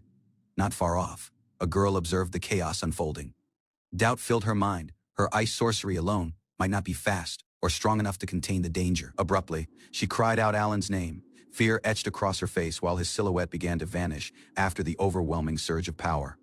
His opponent didn't flinch. Using swift precision, a retaliation was unleashed, colliding violently with Alan's sorcery and hurling him backward. People scrambled for cover, and Alan's motionless form fell to the earth, battered and motionless. Alan exhaled, eventually letting his guard down as the tension faded. A call called out, snapping him back to the stage as attention changed to him. Across the ground, the slain opponent struggled to remain conscious. Blood seeped through his shirt while a girl desperately tried to support him, panic growing among the witnesses. The announcer stepped forward, declaring the outcome lacking delay. Using Karl Heinz incapacitated, Alan was officially recognized as the winner of the duel. Cheers erupted out of this crowd. Students celebrated Alan's triumph, and astonished voices praised his unforeseen victory. Among the spectators, one girl dropped to the knees. Her expression wavered, shocked, uncertain, and overwhelmed by the turn of events. Uncertainty clouded her expression while reality settled in. She struggled to grasp how everything had unraveled so quickly prior to her eyes. Kneeling in silence, she questioned her decisions. Although believing she was this rightful protagonist, doubt crept inside her heart. At the same time, Alan knelt prior to Anastasia, modestly offering his victory in her name, surrounded by stunned onlookers. Her response was gentle, mixed using surprise and appreciation. Though moved by his act, her mind wandered to deeper concerns. Even using chaos averted, Anastasia remained grounded. She focused not on triumph, but on this future of the country, and those who depended on the Alan bowed respectfully prior to Anastasia. And this others, offering heartfelt appreciates for their support and guidance. Surprised by his abrupt goodbye, Anastasia and her companions called out, unable to hide their concern while he turned to leave. A close-by official stepped in, requesting confirmation to formally near the duel proceedings. The outcome was visible, but protocol motionless needed to be followed. Burdened by guilt, she acknowledged her responsibility, knowing she had started the duel and might not walk off out of the aftermath. While she observed Alan from afar, a mix of regret and quiet resolve stirred within her. Anastasia dashed through the hallways, her air growing heavier with each step. Haste drove her forward, moving her to seek answers. Recollections of Alan's words echoed in her mind. Uncertainty and frustration bubbled up. She couldn't understand why he had spoken as if it were a goodbye. Upon entering the room, she froze. This space was empty, beds neatly arranged, chairs untouched. Turning to this close-by staff, she demanded to know Alan's whereabouts. Her call wavered between anxiety and disbelief. The maid responded softly. The room had been vacant for some time. Alan had already prepared his departure, long prior to the duel had finished. Anastasia stood frozen in place as she trapped a last glimpse of Alan among the crowd. His figure drifted farther off, silent and resolved. At the same time, Alan returned to his modest home, weighed down by recollections and bags. That evening, they rested together at this table. Alan confessed everything, the unfairness, the danger, and the decision to stand up for someone in need. His mother listened silently, her expression calm. She hadn't expected this route, but accepted it lacking blame. Using one gentle smile, she praised his courage. Though his future was uncertain, she saw how much her son had matured across it all. Worry clouded his thoughts. What had started while a school duel now involved nobles and royalty, a circumstances spiraling beyond a only expulsion. A gentle call broke this tension. She insisted he run if danger came, prioritizing his life over honor. Her concern cut across his guilt. Night settled in. This house grew quiet while he climbed to the loft, her words motionless, fresh in his mind. Sleep didn't come easily, doubts crept in. Might he defend her? Might he fix what had already gone so wrong? Eyes stared inside the darkness above. He didn't want to lose what he had battled for. If trouble came, he had to be prepared. Creaking steps echoed in this loft while the mother slowly climbed up. Both rested silently under the moonlight. From the window, palace towers gleamed in the afar, clear like a lingering reminder of what had happened. Recollections emerged. She softly remarked how long it had been since they shared a stage like this, warmth returning to her call as she praised the strength she saw in him. He confessed his regrets, admitting that he may have pulled others inside consequences meant solely for him. Helping someone in need just like the father had previously done proved he had inherited more than just his name. Moonlight spilled across this window while sleep crept in. His thoughts lingered on the father he never knew, wondering what kind of man he had been. One strong declaration broke this silence. If anyone came for the Sun King or noble, she'd fight them all. No fear in her words, just pure resolve. Tears welled up as guilt emerged. Yet her reply came lacking delay. He had done his best. No shame in his deeds. With a sigh, she declared she'd sleep beside him, shifting somewhat. He protested, puzzled, rattled, but secretly comforted. Morning followed. At this wash basin he muttered one reminder that she had the own room. Fresh air filled his lungs while he finished drying off. One good night's rest had cleared this storm of doubt that had clouded his thoughts. Out of this window, things didn't seem so grim. The intervention had stopped Anastasia's banishment, prevented civil war, and stalled an invasion from abroad. Heading downstairs, he was greeted using warmth and one familiar call. Tension lingered, but so did a quiet sense of calm. Breakfast brought one sense of normalcy. He didn't know how long peace would endure, but for now, being home felt real. Knocking broke the calm. Curiosity turned inside caution. Solely one day had moved, but trouble it seemed. Never waited long. Empty hallway greeted him following this knock. No one seemed to be there, but something didn't sit right. Lacking notice, a force tackled him from after, air stolen, stabilized lost arms wrapped tight around his head. This visitor turned out to be Monica, cheerful and completely unbothered. The lively presence filled the room like one morning storm. She dropped by from the market with fresh vegetables and familiar grins. More allies were waiting downstairs, and old recollections stirred as he followed. Outside, familiar faces greeted him warmly. Time hadn't dulled the bonds. Not all returns had to be filled using conflict. Playful teasing broke out among the old allies. They wrapped arms around his shoulders, tossing out wild guesses about why he returned, none close to the truth. Familiar faces faded back inside town life. Unaware of this weight he'd been carrying. At this doorway, she questioned the question he expected. No, he hadn't informed them anything. Better that way, at least for now.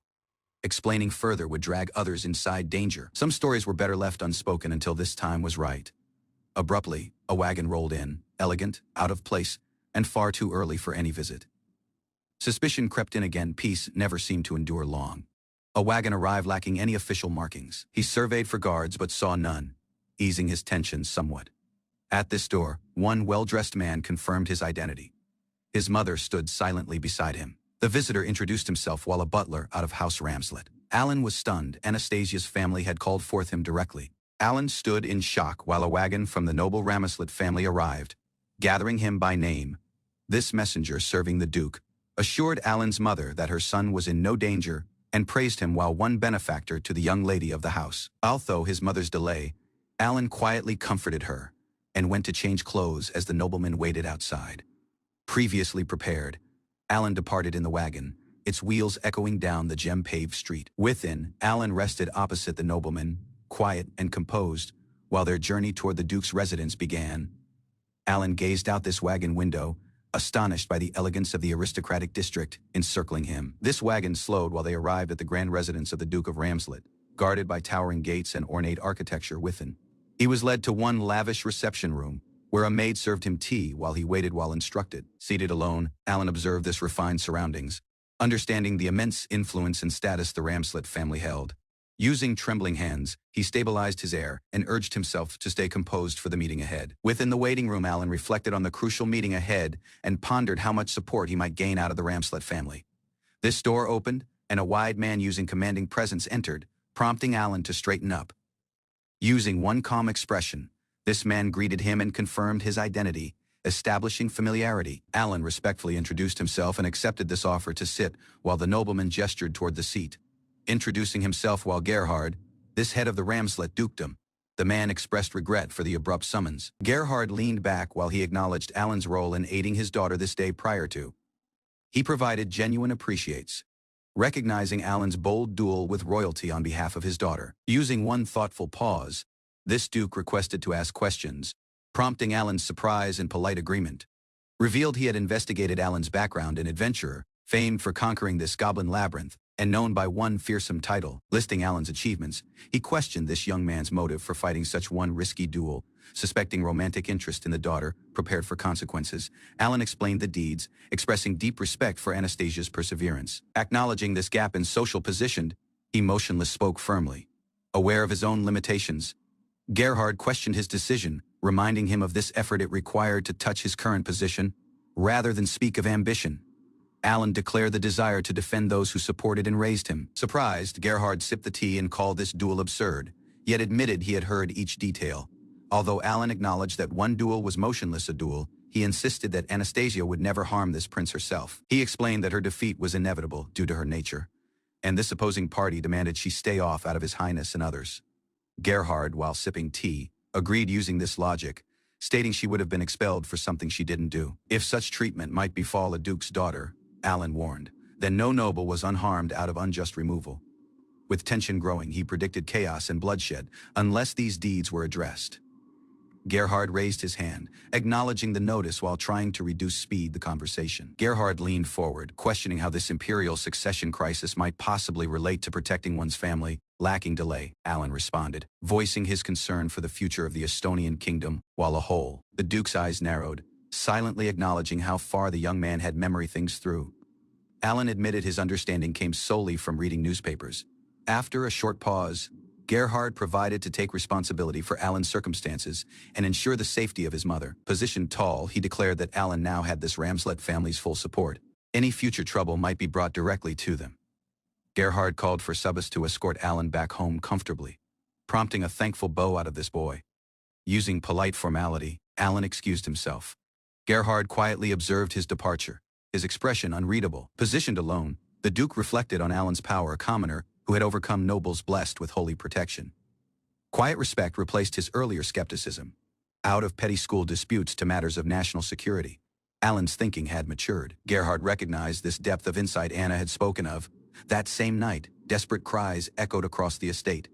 A young woman's call pleaded urgently for her father to listen, marking the beginning of another turning point. Trapped off guard by Anna's abrupt repay, questioned her unforeseen appearance as servants attended to him. Breathless and resolved, she insisted she had something important to tell him, haste etched across the face. In another room, voices discussed the Highness's apparent decline, expressing disbelief at how far things had deteriorated. Gerhard turned grave, reflecting on this duel. He admitted that Alan had faced the school's most formidable opponents alone, something almost impossible to believe. Anna began to clarify, introducing Alan, while a classmate from modest origins. Although his background, he had enrolled through merit and a scholarship. He listened quietly as Anna praised Alan's many feats. From defeating dangerous monsters to mastering mighty sorcery, the boy's abilities stood out far beyond expectation. Her rattled expression didn't flee notice. A teasing question followed, asking if she'd downed in love. Embarrassment required over as her brother chimed in with a smirk. Although the momentary teasing, Gerhard turned grave again. Maintaining her engagement to His Highness, he said, would now be almost impossible. Anna acknowledged this truth silently. The route ahead would be difficult. Turning to Subas, Gerhard questioned more about this scholarship student. He learned Alan was raised solely by his mother in the city. Recognition settled in. If those words were true, then Alan wasn't just gifted, he was one rare genius. This nation couldn't afford to lose. Using one short sigh, Gerhard acknowledged her concerns. Time was late, further discussion might wait. Before departing from, Anna stopped. Delay gave way to sincerity as she softly asked her father to consider Alan's place. Staring across the tall windows, frustration built. Her circumstances using His Highness was becoming too tangled to ignore. Just as he turned, her call came again. Firm steps into the room affirmed her words. That boy, she insisted, truly matched each expectation she'd described. One reckless response to provocation had pulled Alan inside a conflict that risked escalating far beyond school walls. Regret lingered in the room while her mother confessed her shame about the entire circumstances using His Highness. Gentle arms wrapped around Anna. No words were needed. Across this room, Gerhard's call broke the silence. He would visit the imperial palace himself. While Duke, he vowed to shield Alan. Tears fell as Anna gave one faint nod, acknowledging that the decision was what she had hoped for all along. Outside the mansion, stillness returned. Understanding had been reached, and a fresh route was beginning to take form. A quiet wagon awaited outside this estate gates. Alan was informed Anastasia wouldn't be meeting anyone that day. Thoughts clouded his mind as the wagon pulled off. No goodbyes, no answers. Regret followed closely after, whispering that maybe she resented him now. Although surviving the ordeal, pride never came. Fate had changed, but the road ahead remained long and uncertain. Several days later, a call called from downstairs. Someone had come to visit, and his mother called him down using a warm smile. At this door stood the same man who previously brought life-changing news. Familiar words greeted him. It had been one while. One formal invitation arrived, asking Alan to attend dinner this next day. Shock struck him upon hearing Anastasia would be present. Outside this grand estate, Alan adjusts his uniform while his mother pauses close by, visibly uneasy about her modest attire. The difference in status weighs on her, previously within. Alan quietly reassures her, appreciates to the host's thoughtful act. Formal clothing isn't required, easing some of her discomfort. He quietly acknowledges her worry. Following all, it's rare for ordinary citizens like them to be invited to dine using nobility. The Duke greets them using a welcoming smile. Alan presents his mother, who politely appreciates him for the honor of their presence. Thankful in repay, the Duke shows appreciation for Alan's support of his daughter. His respectful manner puts Katerina softly at ease.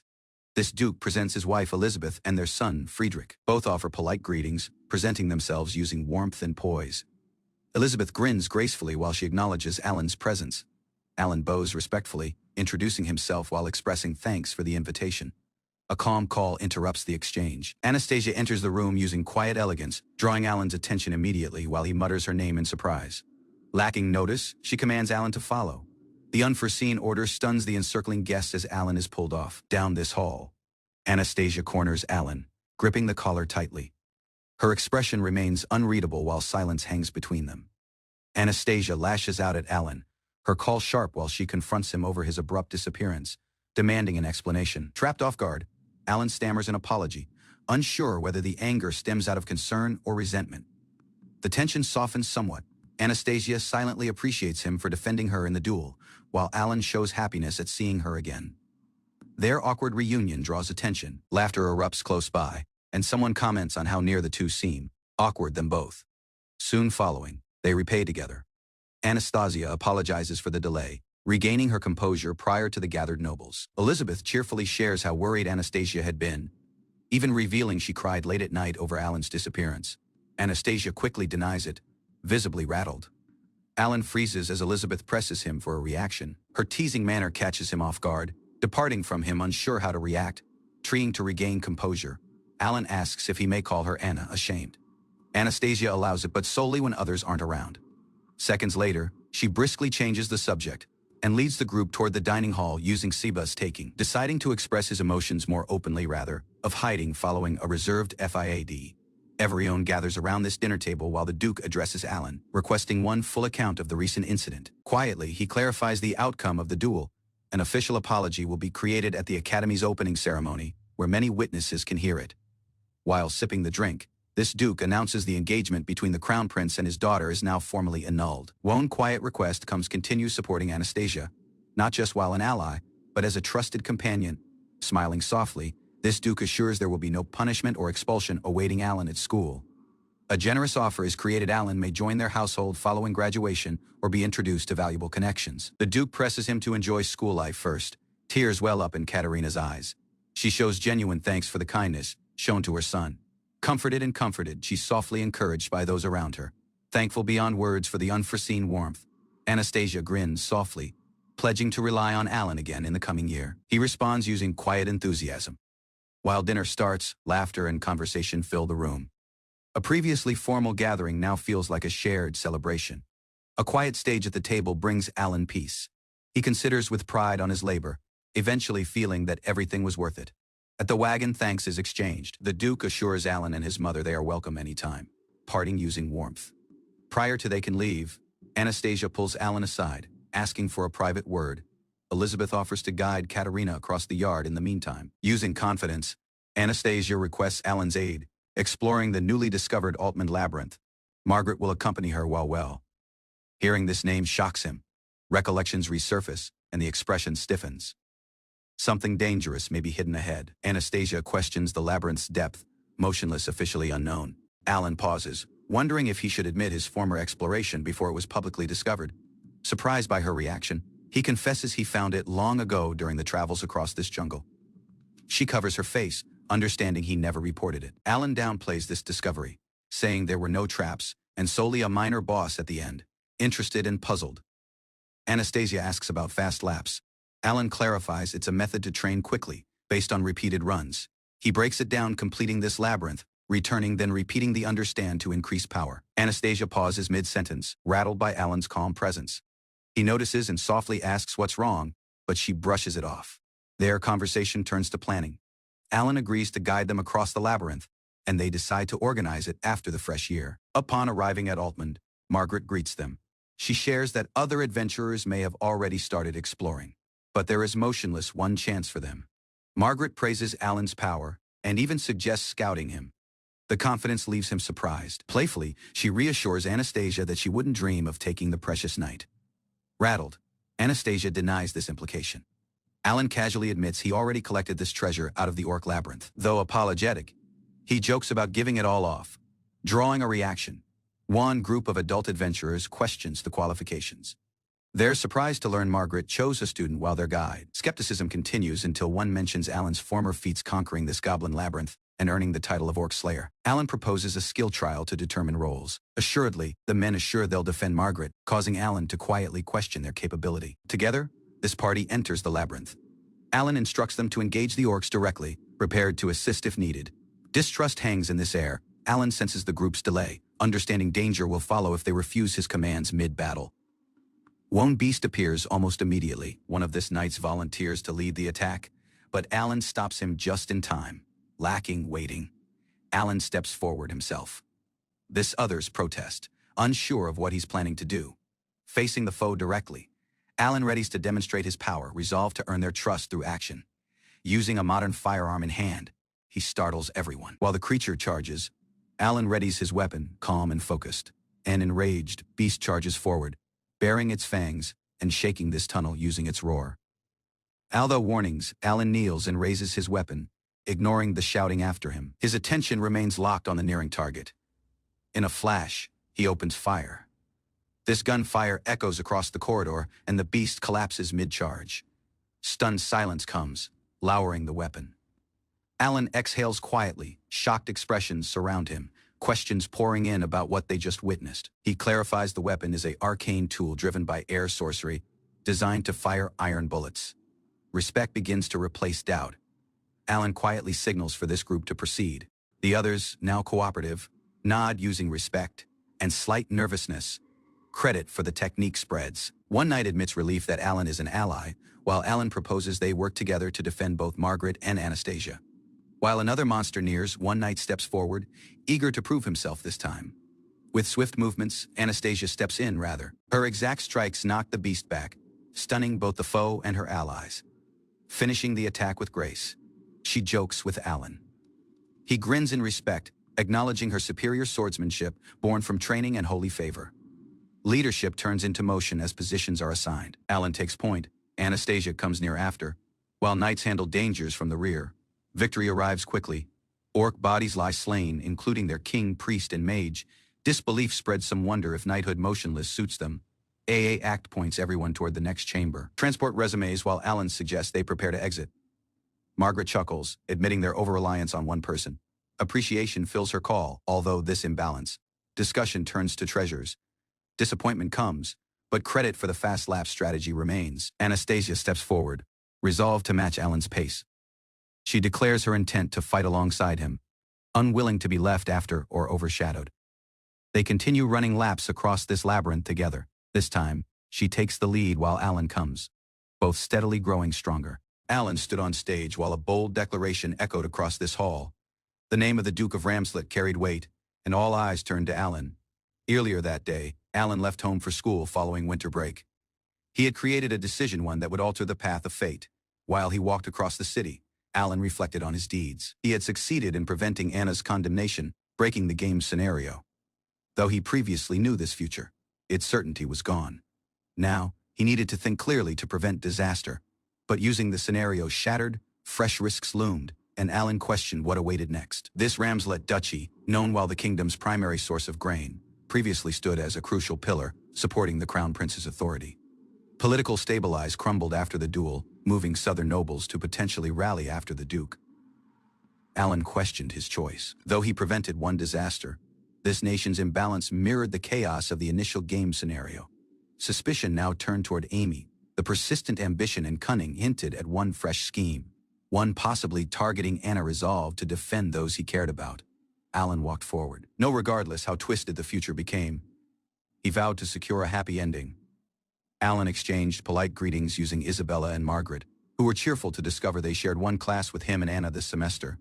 Their kindness was warmly received. Using grins all around, they pledged to support each other while classmates going forward.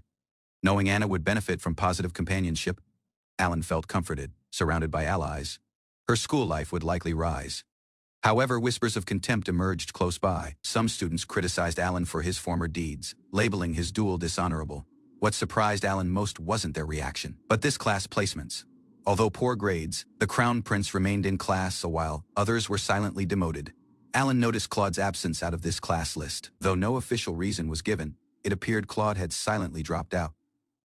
Soon after, Anastasia appeared and trapped Alan off guard using her abrupt presence. She reminded him firmly not to address her casually in public. As they walked, she spoke about her brother being off for work. Alan paused when asked if Claude was motionless enrolled.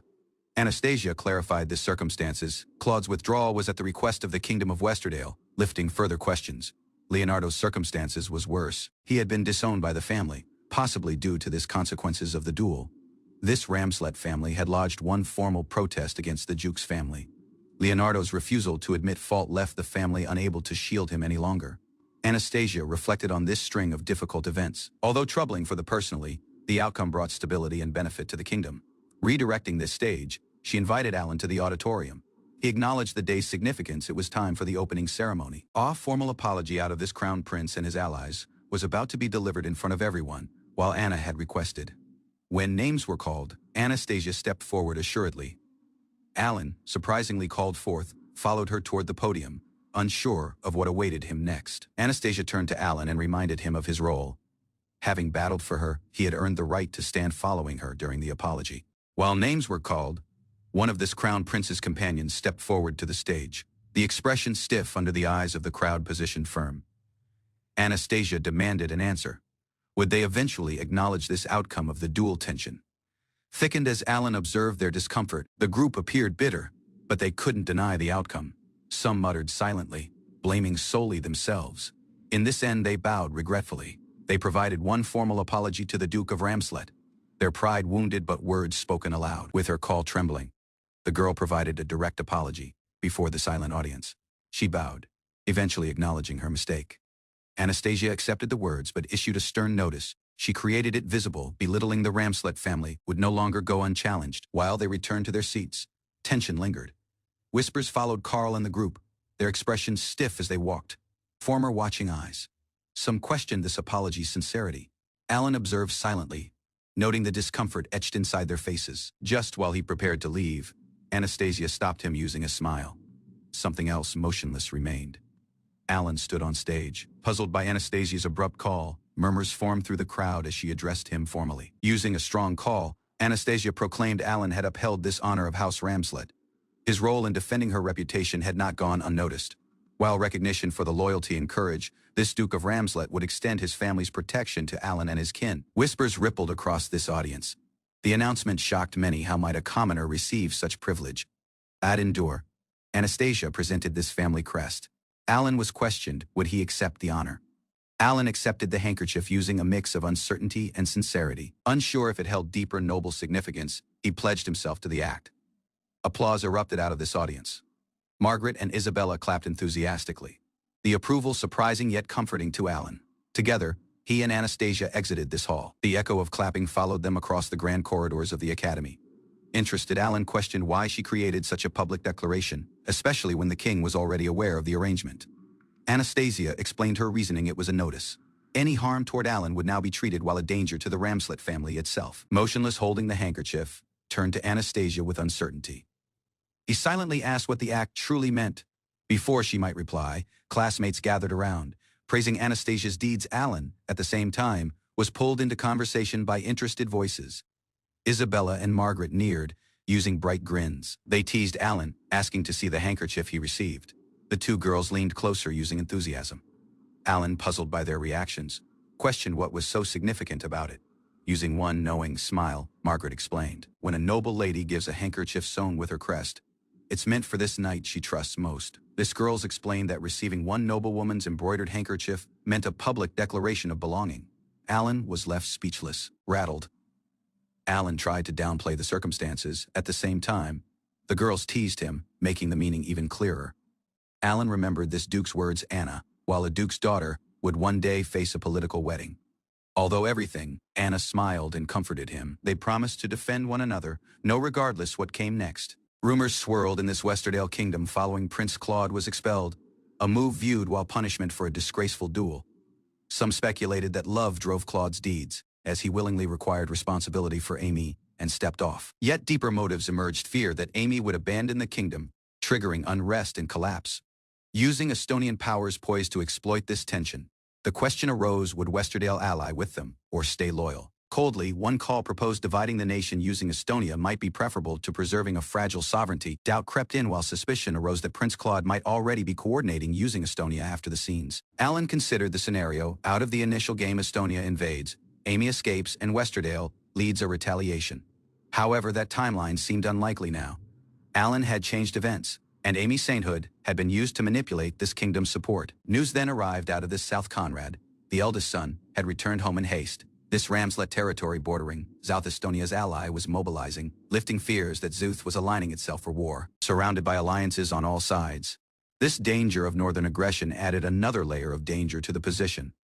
Although the military response was constrained by timing, nothing might be done until following the harvest season. In the midst of strategy and uncertainty, Alan modestly provided his support to Amy, reaffirming his loyalty while a commoner. Time moved silently at the academy. The second year unfolded lacking disruption after the expulsion of the former Villainess. Though this social order changed, Amy's surroundings remained calm. Solely Prince Claude's absence marked a notable change. Around this academy, the second prince's faction started deliberately distancing itself out of the crown prince's allies. Political tension from the imperial palace seeped inside student life, lifting concerns and whispers of deeper schemes. Anastasia neared Alan, inviting him for one walk under this pretense of casual conversation. She revealed the research interest and exploration of adventurers and the impact within this kingdom's structure. When she asked for an introduction to the guild, Alan paused, unsettled by the abrupt attention out of its intimidating members. Anastasia teased Alan playfully, pretending to be offended by his delay, solely to brush it off using a smile. While the summer research began, she mentioned that Isabella and Margaret would work together on literature. Drawing knowing grins from close-by classmates, Alan noticed Anna had begun smiling more frequently, likely an outcome of her growing relationship using the girls. Later, she appeared dressed in simple settlement attire, uncertain about this necessity of the disguise. On this street, Alan explained the outfit was arranged by Sebastian, prompting Anna to remark on the unusual process of sneaking out. Anna's circumstances changed noticeably, taking her dual and broken engagement using the crown prince. Though reluctant to hide, she accepted this need to remain discreet while the family stayed neutral in the imperial conflict. During the walk across town, Alan and Anna encountered one suspicious figure, prompting Alan's alert response. One group of elite students appeared, boldly claiming they would eliminate monsters. Rumors swirled in this Westerdale kingdom following Prince Claude was expelled, a move viewed while punishment for a disgraceful duel. Some speculated that love drove Claude's deeds, as he willingly required responsibility for Amy and stepped off. Yet deeper motives emerged: fear that Amy would abandon the kingdom, triggering unrest and collapse. Using Estonian powers poised to exploit this tension, the question arose: would Westerdale ally with them, or stay loyal? Coldly, one call proposed dividing the nation using Estonia might be preferable to preserving a fragile sovereignty. Doubt crept in while suspicion arose that Prince Claude might already be coordinating using Estonia after the scenes. Alan considered the scenario: out of the initial game, Estonia invades, Amy escapes, and Westerdale leads a retaliation. However, that timeline seemed unlikely now. Alan had changed events, and Amy's sainthood had been used to manipulate this kingdom's support. News then arrived out of this South Conrad.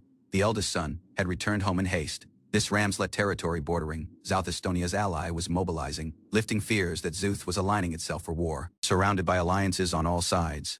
This danger of northern aggression added another layer of danger to the position. Although the tension, military response was constrained by timing, nothing might be done until following the harvest season. In the midst of strategy and uncertainty, Alan modestly provided his support to Amy, reaffirming his loyalty while a commoner. Time moved silently at the academy. The second year unfolded lacking disruption after the expulsion of the former Villainess. Though this social order changed, Amy's surroundings remained calm. Solely Prince Claude's absence marked a notable change. Around this academy, the second prince's faction started deliberately distancing itself out of the crown prince's allies. Political tension from the imperial palace seeped inside student life, lifting concerns and whispers of deeper schemes. Anastasia neared Alan, inviting him for one walk under this pretense of casual conversation.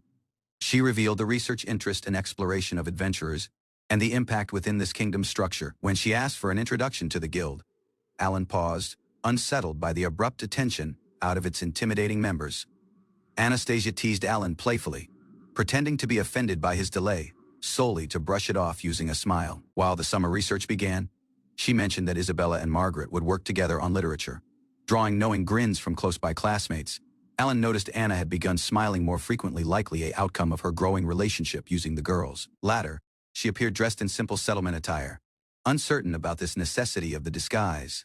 On this street, Alan explained the outfit was arranged by Sebastian, prompting Anna to remark on the unusual process of sneaking out. Anna's circumstances changed noticeably, taking her dual and broken engagement using the crown prince.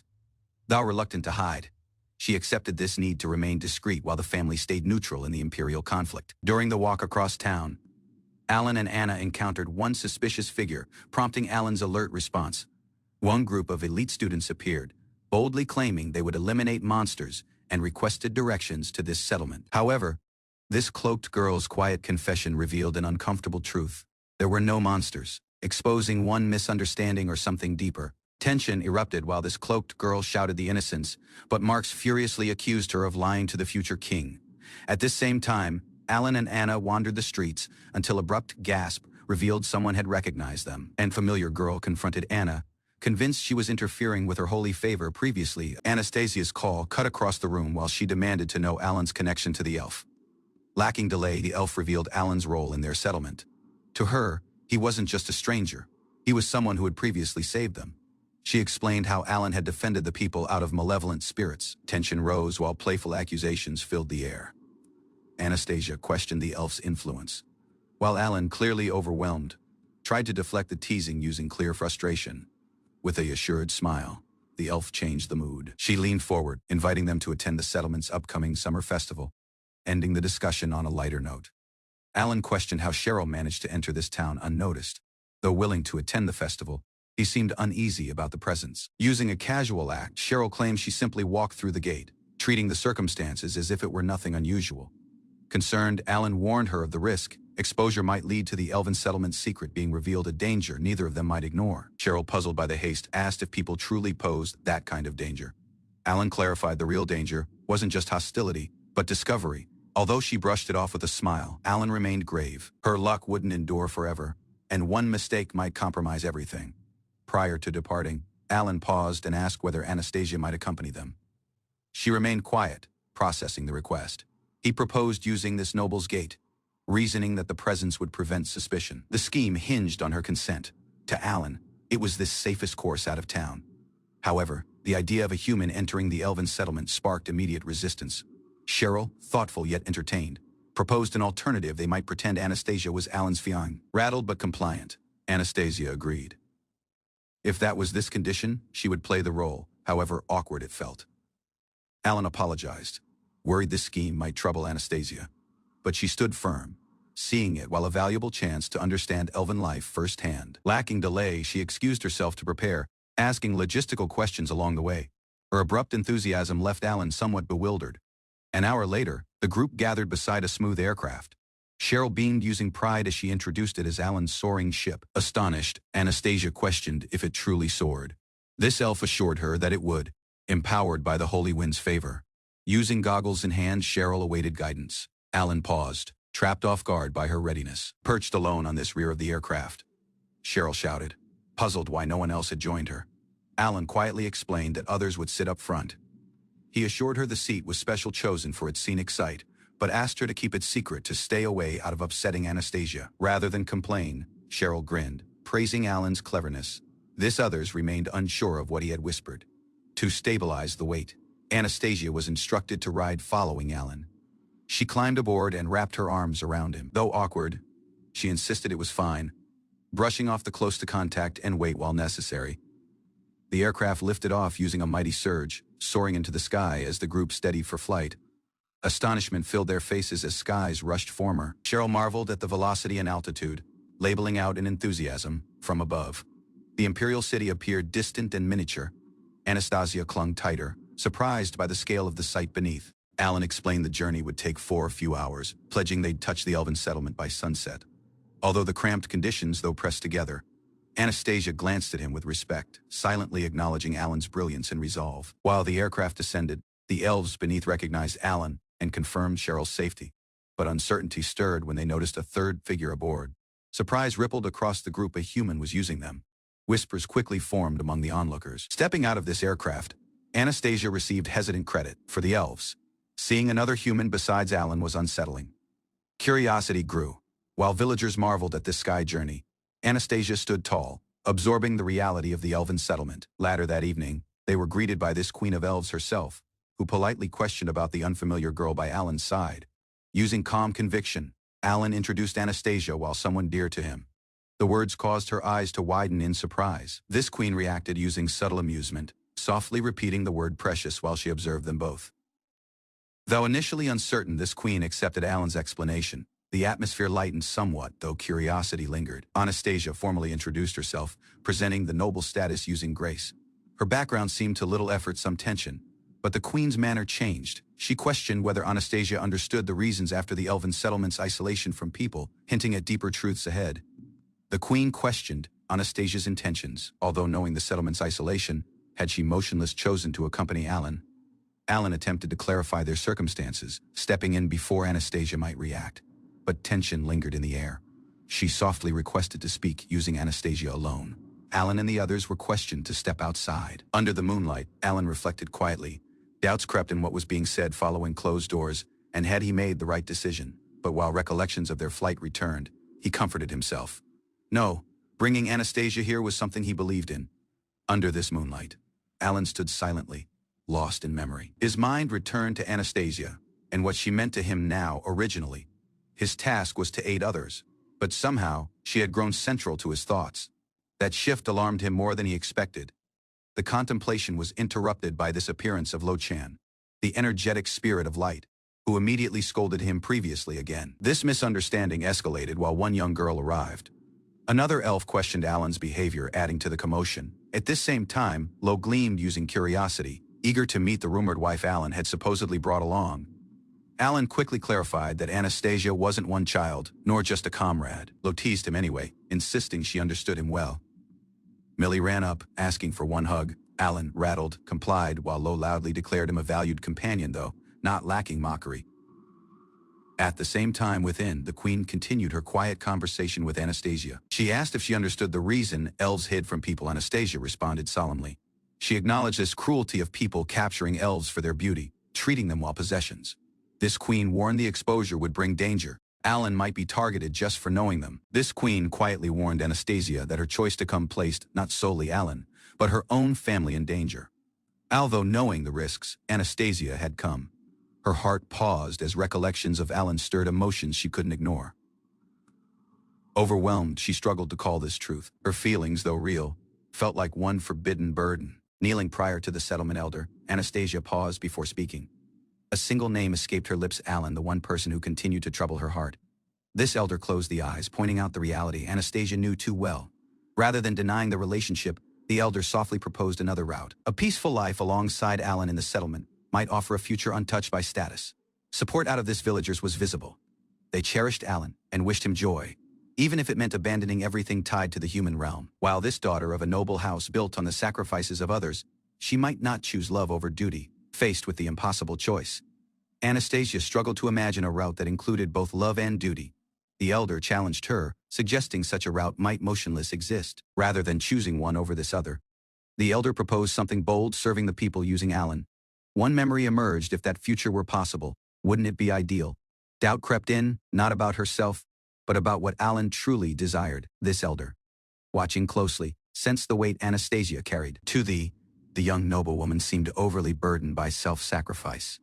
Using gentle eyes, she urged Anastasia to breathe, to listen inwardly, and halt running out of her own feelings.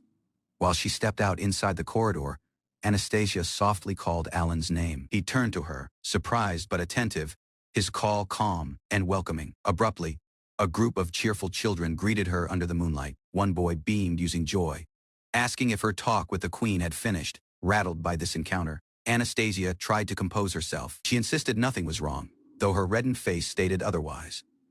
This boy introduced one young girl while Lore, daughter of the queen, and mentioned a spirit named Lo. Anastasia couldn't see it. Perplexed, she accepted this explanation. At the same time, the tiny spirit hovered close by, unimpressed by the clumsy introduction. Anastasia formally introduced herself to this spirit of light, speaking using grace and composure. The spirit responded with curiosity, its expression shifting with interest. Lacking notice, a swarm of tiny spirits gathered around Anastasia, circling her intently. Something about her presence had trapped their attention, and eerie tension filled the air. Suspicion arose when this queen's daughter questioned Alan about Anastasia's identity. The noble lineage was unmistakable. Revealing her connection, the child quietly explained she had previously taught sorcery to Anastasia's mother, back when she was just a girl. At the same time, Alan grew uneasy while he realized Anastasia couldn't hear the spirit's call. Lore extended her arms, quietly requesting a hug. Puzzled, Anastasia paused until someone softly explained the child's intention.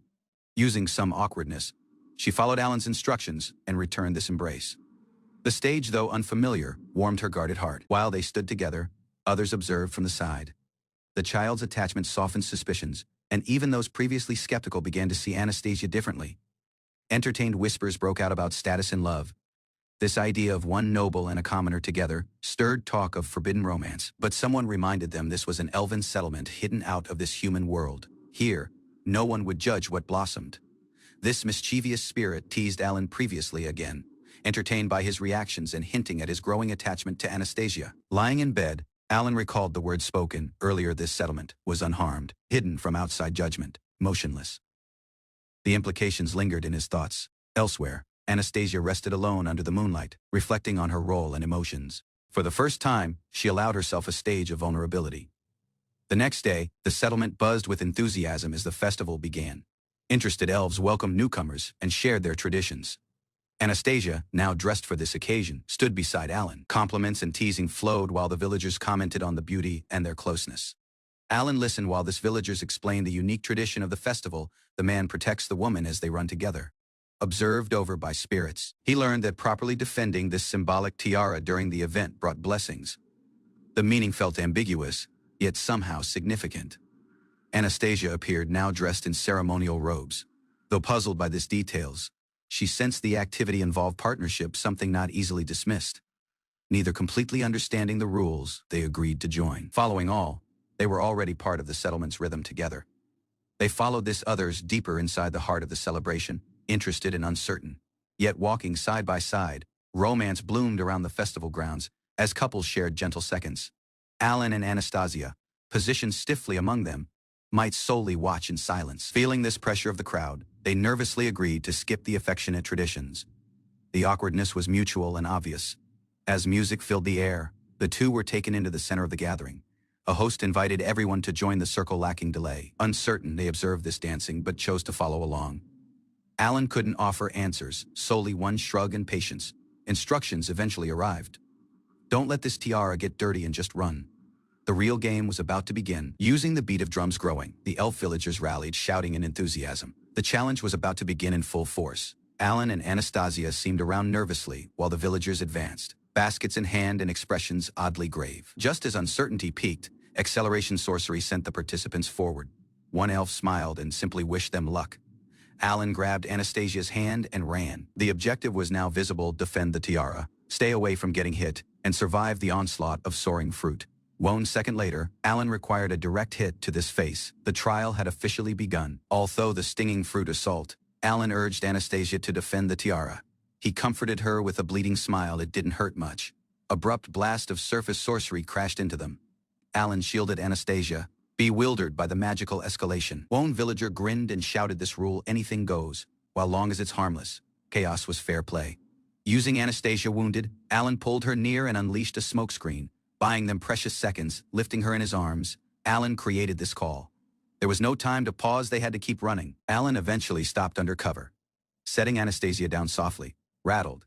He apologized while she asked to be released, soaked but motionless, holding the tiara. Anastasia was thankful it remained intact. Silently, she wondered if she had been too heavy. Alan quickly dismissed the concern, claiming he might carry her for a few hours. The comment echoed around them, drawing teasing laughter from close-by villagers. Even this tiny spirits were moved, reenacting dramatic declarations of love and support, the playful exaggerations echoing across the air. But the break finished quickly. Guided by a villager, Anastasia required Alan's hand and pulled him back inside the race. Alan used air sorcery to shield them out of incoming fruit. Surrounded and overwhelmed, he carried Anastasia and searched for cover. Their pursuers closed in using renewed force. Although exhaustion, Alan held firm, unwilling to surrender as tension escalated. Surrounded by foes, Alan stood firm, using Anna at his side. He kept her near, bracing for the confrontation ahead as the attackers closed in with confidence. Lacking delay, he pinned Anna against a close-by trunk, using his form to block any incoming threat. The foes hurled their weapons with cruel grins. Anna might solely watch in fear as Alan shielded her from the assault. Fighting to stay upright, Alan started chanting. He focused the mana, resolved to hold out until time expired. A surge of power blast forth his incantation sent. The ice spear struck one foe directly, halting their advance. Anna's call trembled while she confronted Alan, questioning this meaning of his sacrifice. Her concern was not for the outcome, but for his safety. Abruptly, the sound of nearing footsteps broke the tension. Alan turned, alarmed by the interruption. A woman stepped forward, announcing this end of the trial, while a ceremonial bell rang in the afar. The ordeal was officially over. Anna collapsed inside Alan, overwhelmed by relief. At this same time, one of the elves apologized for acting on impulse, facing her mother's judgment. Their labor didn't go unnoticed. Credit followed from the officials, and Alan might solely react with quiet gratitude. One festive atmosphere surrounded Alan and Anna, while this crowd gathered for the next part of the ceremony. Decorative poles swayed in the breeze while quiet murmurs filled the square. Officials announced that those who defended the tiara must repay 10 years later for another task. Alan and Anna were called forward, motionless, unsure of what awaited them. Puzzled by this instructions, they paused. Whispers and glances confirmed something unusual was about to happen again. Cheering erupted while this crowd urged them to perform one ritual. Embarrassment washed over them. Meeting eyes, they reluctantly agreed to go along. Surrounded by onlookers, they stood side by side. While they stood inches apart, Anna paused, reminding Alan he wasn't obligated. Motionless, he nodded, insisting they continue, even if just for show. Their lips met briefly before pulling apart, the act departing from both wide-eyed. The encircling crowd faded into the background. Alan looked off, cheeks flushed, unsure how to understand what just happened. Anna remained silent, her expression mixed with uncertainty and realization. Abruptly, an unknown girl appeared, identifying herself while the daughter of Elizabeth and Gerhard. Both Alan and Anna were stunned. She introduced herself while Laringas, this spirit of light, and a descendant of a legendary sage. Her presence changed the mood entirely. The spirit of light turned to Anna, acknowledging her unwavering resolve. She provided her holy favor lacking delay, pledging protection from both herself and the spirit Laringas. She entrusted Anna using Alan's future. Thankful, Anna accepted the duty with a quiet nod. As word formed, the crowd erupted in surprise and credit. Receiving such a favor, especially for a human, was unheard of. Later, Alan found solace in this quiet of one hot spring. The festival was far out of over, but he needed a break. Reflecting in this steam, Alan realized the entire event was one ceremony for choosing partners. He wondered how Anna would feel if she'd known. Anna surprisingly entered this hot spring, wrapped in a towel. Alan turned in shock, labeling her name in disbelief. Understanding the circumstances, he panicked, questioning if the bath was mixed, ashamed. He tried to excuse himself. Anna stopped him, though rattled. She insisted it was fine while long as he didn't look the way. Separated by one rock, this two silently shared the space. Alan muttered that the elves really hadn't explained things properly. Looking at this peaceful night sky, Anna expressed the fondness for the settlement. Alan agreed, smiling at the warmth they both felt. At this celebration, elves shared the values: no nobles, no taxes, just equality. Everyone lived peacefully, lacking greed or hierarchy. Anna listened in silence, overwhelmed by this fairness of the elven society. Questions swirled in the mind about humanity's failure to gain the same. While Alan called the formally, Anna corrected him. Her call was gentle, but firm. Just Anna was enough. Tears shimmered in the eyes while she questioned whether rank mattered in this settlement. Here, titles held no weight. She confessed her wish to simply be Anastasia, not one duke's daughter. Alan stopped, then softly replied, Anna. She smiled, eventually seen for who she was. Using flushed cheeks, Anna questioned Alan to drop titles and just be himself. Her call was firm yet vulnerable. Hoping for honesty between equals moved by the words, Alan embraced her. Under this moonlight, the two shared one quiet kiss, wrapped in each other's warmth. Elsewhere, the spirit of light observed quietly.